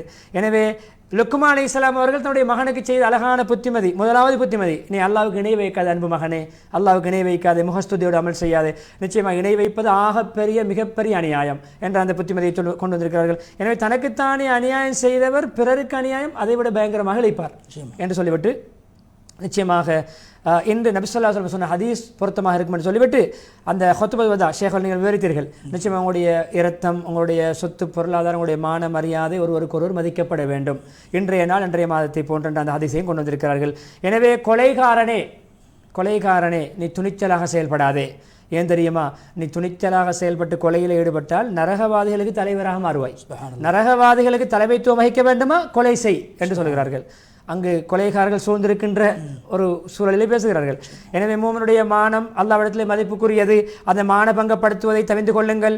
அதே போன்று மக்களுடைய குறைகளை தேடி திரிவது, மக்களுடைய செய்திகளை வதந்திகளை பரப்புவதை தவிர்த்து கொள்ளுங்கள், அநியாயங்களை தவிர்த்து கொள்ளுங்கள். நபி ஸல்லல்லாஹு அலைஹி வஸல்லம் சொல்லியிருக்கிறார்கள், ஒரு மனிதர் பொய்யர் என்பதற்கு இது போதும். ஒரு மனிதர் பொய்யர் என்பதனுடைய அடையாளமே கேட்டதையெல்லாம் ஷேர் பண்ணுவது, கேட்டதையெல்லாம் பரப்புவது, சொல்வது, மற்றவருக்கு எத்தி வைப்பது, பரப்புவது. எனவே அநியாயம் என்பது இருளாக வரும். எப்படி 7 பூமிகள் இருள் சூழ்ந்திருக்கும் அது போன்று இருளாக வரும். எனவே யார் இப்படியான ஒரு அநியாயமாக பிறருடைய அனந்தர சொத்தை உறவினர்களிடமிருந்து எடுக்க நினைக்கிறாரோ அவர் அதை உரியவருக்கு ஒப்படைக்கட்டும், அதை சென்று உரியவர்கள் ஒப்படைத்துக் கொள்ளட்டும். யாரோ எடுத்திருந்தால், அபகரித்திருந்தால் அவர் கியாமத்தினால் அந்த பூமியை மாலையாக போடப்படுவார் என்ற ஹதீஸை. யாராவது ஒரு முலம், ஒரு பேச்சு, ஒரு ஏக்கர் அல்ல, ஒரு முலத்தை அபகரித்திருப்பாரோ அவரும் அதை அந்த பூமியை 7 பூமிகள் உட்பட வானத்திலே அவர் கழுத்திலே கொழுகி கொண்டுதான் எழுப்பப்படுவார், மாட்டப்படும், கொலைவிடப்படும். எனவே உங்களுடைய பெற்றோர்களுக்கு நீங்கள் செய்கின்ற அநியாயம் இருக்கிறது, அது பெரிய அநியாயம். எனவே நீங்கள் அப்படி உங்களுடைய பெற்றோர்களுக்கு அநியாயம் செய்தால் அதைத்தான் உங்களுடைய பிள்ளைகளும் உங்களுக்கு செய்யும் என்பதை சொல்லியிருக்கிறார்கள். எனவே மௌத் என்பது பெரிய முசீபத், பெரிய சோதனை அல்ல.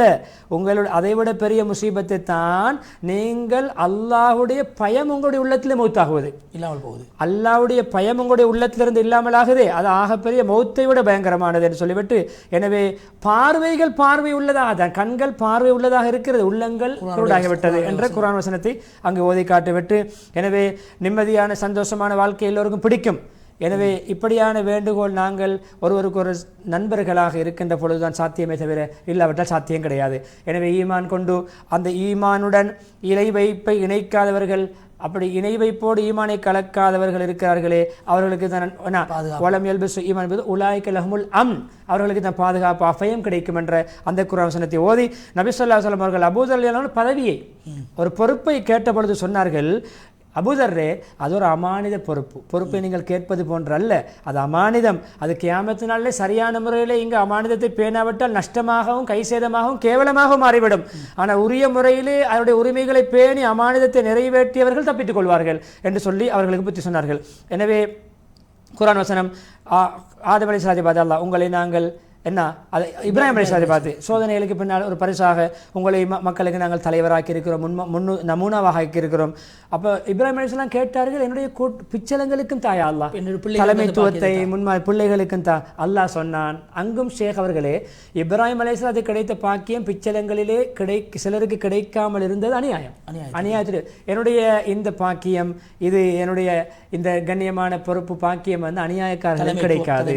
தலைமைத்துவம், அது சமூகத்துக்கு தலைமை தாங்குகின்ற பாக்கியம் அநியாயக்காரர்கள் கிடையாது. அதே போன்று நேரடியாக அந்த ஹதீஸை கொண்டு வருகிறார்கள், என்னுடைய உம்மத்தில் ஒரு கூட்டம் சத்தியத்துக்காக போராடி கொண்டே இருப்பார்கள், அவர்களுக்கு எதிரானவர்கள் எதிரிகளால் அவர்களை ஒன்றும் செய்ய முடியாது. அநீதிக்கு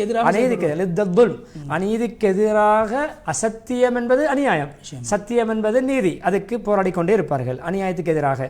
நபி ஸல்லல்லாஹு அலைஹி வஸல்லம் சொன்னார்கள், மிக முக்கியமான ஒரு ஹதீஸ், யாராவது ஒருவர் பிற சகோதரருடைய ஏதாவது ஒன்றை அபகரித்திருந்தால், அது மான மரியாதை, சொத்து செல்வம் எதை அபகரித்திருந்தாலும், மானமாக இருக்கலாம், ஏதோ ஒரு பொருளாக இருக்கலாம், அவர் களங்கம் விளைவித்திருந்தால், அதாவது அநீதி இழைத்திருந்தால், அந்த அநியாயத்து அவரிடம் சென்று மன்னிப்பு கேட்டு உரியதை ஒப்படைத்து அதை ஹலால் ஆக்கிக் கொள்ளுங்கள். அதாவது விடுதலை பெற்றுக் கொள்ளுங்கள், மன்னிப்பு கேட்க வேண்டிய மன்னிப்பு கேட்டுக்கொள்ளுங்கள், திருப்பி கொடுக்க வேண்டிய பொருளை திருப்பி கொடுத்து விடுங்க, அதுதான் தௌபா. ஏன் தெரியுமா, ஒரு தீனார் அல்லது திர்ஹம் கூட நீங்கள் பிறருக்கு கொடுக்க இருக்கின்ற நிலைமையில் மறுமையிலே அல்லாஹ்வை சந்திக்காமல் இருக்க என்ற அந்த ஹதீஸை, புகாரியுடைய ஹதீஸை சொல்லி அந்த ஹுத்பாவை முடித்துக் கொள்கிறார்கள் மஸ்ஜிதுல் அக்ஸாவுடைய ஹத்தீப் அவர்கள். ஆம்நேயர்களே, இவ்வளோ நேரமாக மஸ்ஜிதுல் அக்ஸாவுடைய ஹுத்பாவுடைய முதல் பகுதியை ஷேக் ஆஷிக் ரஷாதி ஹதரத் அவர்கள் நேயர்களுக்கு வழங்கினார்கள். இரண்டாவது ஹுத்பா மிக சுருக்கமாக அமைந்திருந்தது. அதாவது பலஸ்தீன மண்ணிலே நீண்ட நாட்களாக மழை பொழியவில்லை, அதற்கு பின்னால் பல துஆக்களுக்கு பின்னால் அல்லாஹ்வுடைய அருளினால் அவர்களுக்கு மழை பொழிந்தது. அதனை முதலாவதாக ஹத்தீப் அவர்கள், அல்லாஹ்வுடைய அருளினால், அல்லாஹ்வுடைய கிருபையினால் எங்களுக்கு மழை பொழிந்தது, அல்லாஹ்வை நாங்கள் புகழ்வோம் என்று சொல்லிவிட்டு, மழை என்பது அல்லாஹ்வுடைய அருளாகும், மனிதர்கள் மழை பெய்யாதோ, மழை கிடைக்காதோ என்று நிராசையாகுகின்ற போது, நிராசையாகியதன் பின்பு அல்லாஹு தாலா மழையை பொழிய வைப்பான். அவனுடைய ரஹ்மத், மழை என்பது அல்லாஹ்வுடைய அருள், அந்த ரஹ்மத்தை உலகெங்கும் அல்லாஹு தாலா பரப்புவான் என்ற அந்த குர்ஆனுடைய வசனத்தை ஹத்தீப் அவர்கள் ஓதி காட்டினார். அதே போன்று அல்லாஹு தாலா அல் குர்ஆனிலே சொல்கிறான், உலகத்தில் இருக்கக்கூடிய எல்லா விடயங்களுடைய ஹசானா, கஜானா, அதனுடைய முழு பொக்கிஷங்களும் என்னுடைய கையில் இருக்கிறது, எங்களுடைய கையில் இருக்கிறது, தேவைகளுக்கு ஏற்றவாறு உலகத்துக்கு நாங்கள் அதனை இறக்கி வைப்போம், உலகத்திலே நாங்கள் அதனை பரப்புவோம், குறிப்பிட்ட அளவு உலகத்திலே நாங்கள் அதனை போடுவோம், உருவாக்குவோம் என்று அல்லாஹ் சொல்கிறார். ஏன்னா மழை என்பது அல்லாஹ்வுடைய ஹசானாக்களில் ஒன்று. தேவைப்படுகிற போது தேவைக்கு ஏற்றவாறு அல்லாஹு தாலா அதனை உலகத்திலே பொழியச் செய்கிறான் என்ற அந்த வசனத்தை கத்தீபால் ஓதி காட்டினார். அதே போன்று அல்லாஹு தாலா மலைகளினூடாக மேகங்களினூடாக மலைகளை பொழியச் செய்கிறான். நாடியவர்களுக்கு அல்லாஹு தாலா மலையை பொழியச் செய்து அவர்களை செழிப்பானவர்களாக அவர்களை எல்லாம் மாற்றுகிறான். சில பேருக்கு அல்லாஹு தாலா மலையை துண்டிக்கச் செய்து செழிப்பற்றவர்களாக செழிப்பட்ட பூமிகளாக அவர்களுடைய பூமிகளை மாற்றுகிறான் என்ற குர்ஆனுடைய வசனத்தையும் ஹத்தீப் அவர்கள் ஓதி காட்டி அல்லாஹ்வுடைய அருளினால் எங்களுக்கு மழை கிடைத்தது என்ற செய்தியை குர்ஆனுடைய வசனத்தின் மூலமாக அல்லாஹ்வை புகழ்கிறார்கள். அதே போன்று இன்று இந்த மழை ஏற்பட்டதன் பின்பு அதே போன்று குறிப்பாக இந்த கொரோனாவுடைய இந்த நிகழ்வுக்கு பின்பு சோதனைக்கு பின்பு இந்த உலகத்திலே ஏழைகள் மிஸ்கீன்கள் பாதிக்கப்பட்டிருக்கிறார்கள். அவர்களுக்கு ஒவ்வொரு முஸ்லீம்களும் உதவி செய்ய வேண்டும். அவர்கள் சில பேர்கள் இந்த மழையின் காரணத்தினால் சரியான முறையிலே சரியான வீடு வாசலற்றவர்களாக அந்த குளிரை தாங்க முடியாதவர்களாக குளிர் காலத்திலே நாங்கள் இருக்கிறோம், குளிரை தாங்க முடியாதவர்களாக மாறிவிட்டார்கள். அவர்களுக்கு உதவி செய்ய வேண்டும். எத்தனையோ பேர் குடிசைகளில் வாழ்கிறார்கள், இருக்கக்கூடிய அகதிகள். அதாவது சுருக்கம் என்னவென்றால் கட்டிடத்துக்குள் இருக்கின்ற நமக்கே தாங்க முடியாத பொழுது பாதைகளிலும் அதாவது வழிபோக்க குடிசைகளில் வாழக்கூடியவர்களுக்கு நாங்கள் ஏற்பாடுகளை நிச்சயமாக செய்ய வேண்டும் என்று ஆடை உடை வீடு அற்றவர்களுக்கு நாங்கள் உதவ வேண்டும். அவர்களுடைய பிரச்சனைகளை நாங்கள் தீர்க்க வேண்டும் என்ற கருத்தை சொல்லி அல்லாஹு தஆலா அவர்களுடைய பிரச்சனைகளை தீர்க்க வேண்டும் என்று ஹத்தீப் அவர்கள் மிம்பரில் துஆ செய்கிறார்கள். அதே போன்று ஒரு முஸ்லிமுடைய உயிரை பாதுகாப்பது இஸ்லாத்துடைய அடிப்படை மக்காசிதுகளில் அடிப்படை நோக்கங்களில் ஒன்றாக இருக்கிறது. அந்த வகையில் நாங்கள் எங்களுடைய உயிரை பாதுகாப்பதை போன்று மற்றவர்களுடைய உயிரையும் நாங்கள் பாதுகாக்க வேண்டும் என்ற செய்தியை சொல்லிவிட்டு இறுதியாக அல்லாஹ்வுடைய உதவி இந்த உலகத்தில் அல்லாஹ்வுடைய உதவி வர வேண்டுமாக இருந்தால் அதற்கான சில காரணங்கள் இருக்கிறது. அப்படியான அல்லாஹ்வுடைய உதவிகளை கொண்டு வருகின்ற அஸ்பாபுகள் காரணங்களில் ஒன்றுதான் எங்களுடைய சகல காரியங்களையும் அல்லாஹ்விடத்தில் நாங்கள் பொறுப்பு சாட்ட வேண்டும், அந்த தவக்குலுடைய வணக்கத்தை செய்ய வேண்டும் என்று ஹத்தீப் அவர்கள் சொல்லிவிட்டு அநியாயம் இழைக்கப்பட்டிருக்கக்கூடிய இந்த பிலஸ்தீனுடைய பூமியிலே பல முஸ்லீம்கள் அநியாயம் இழைக்கப்பட்டு கொண்டிருக்கிறார்கள், ஆண்கள் பெண்கள் சிறுவர்கள் என்று. இவர்களுக்கு அல்லாஹு தஆலா மனபலத்தை கொடுக்க வேண்டும், அவர்கள் உறுதியாக இருக்க வேண்டும்.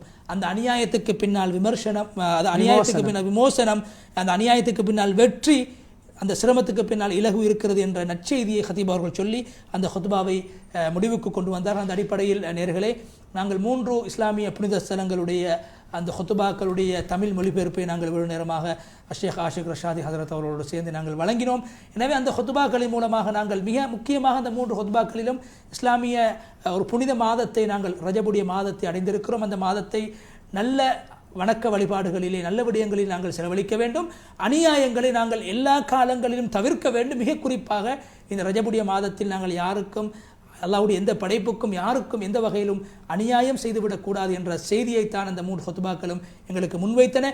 எனவே அந்த ஹுத்பாக்களின் மூலமாக நல்ல பல அந்த வழிகாட்டல்களை படிப்பினைகளை எங்களுடைய வாழ்க்கையில் நடைமுறைப்படுத்தி அல்லாஹ்வுடைய பொருத்தத்தை நாங்கள் அடைய வேண்டும். அந்த அடிப்படையில் ஷேக் ஆஷிக் ரஷாதி ஹதரத் அவர்கள் இவ்வளவு நேரமாக என்னோடு சேர்ந்து அந்த ஹுத்பாக்களை மொழிபெயர்த்து வழங்குவதற்கு மிகப்பெரிய சிரமத்தை அவர்கள் பாராது இந்த எங்களுடைய கலையகத்துக்கு வருகை தந்து அந்த ஹுத்பாவை மிக தெளிவாக மொழிபெயர்த்து வழங்கினார்கள். அவர்களுக்கு நேர்கள் சார்பாகவும் பிரேட்டிவ் சார்பாகவும் எங்களுடைய ஆழமான நன்றிகளை ஜஸாக்குமுல்லாஹ் ஹைரா என்று சொல்லி அவர்களுக்கு நாங்கள் நன்றிகளை தெரிவித்துக் கொள்கிறோம். அதே போன்று எங்களுடைய கலையகத்திலே நிகழ்ச்சியை கச்சிதமான முறையிலே தொகுத்து வழங்குவதற்கு உதவியாக இருந்த எங்களுடைய சகோதர நண்பர் ரிஸ்வான் அவர்களுக்கும், அதே போன்று தொழில்நுட்ப உதவியில் ஈடுபட்டிருக்கக்கூடிய தொழில்நுட்பத்தில் உதவியாக இருக்கக்கூடிய எங்களுடைய சகோதரர் உமேருக்கும் அல்லாஹு தஆலா அருள் பாலிக்க வேண்டும். இவ்வளவு நேரமாக எங்களுடைய நிகழ்ச்சிகளை பார்த்து ரசிக்கின்ற உங்களுக்கும் அல்லாஹு தஆலா அருள் பாலிக்க வேண்டும். அதே போன்று இந்த விடயங்களை எங்களுடைய வாழ்க்கையில் மௌத் வரைக்கும் நடைமுறைப்படுத்தக்கூடியவர்களாக அல்லாஹ் எங்கள் அனைவரையும் மாற்ற வேண்டும் என்று பிரார்த்தனை செய்தவனாக இன்னும் ஒரு மனாபிர் இஸ்லாம் நிகழ்ச்சியில் உங்கள் அனைவரையும் சந்திக்கும் வரை விடைபெற்று செல்கிறோம். வ ஆகிரு தஅவானா அனில் ஹம்துலில்லாஹி ரப்பில் ஆலமீன்.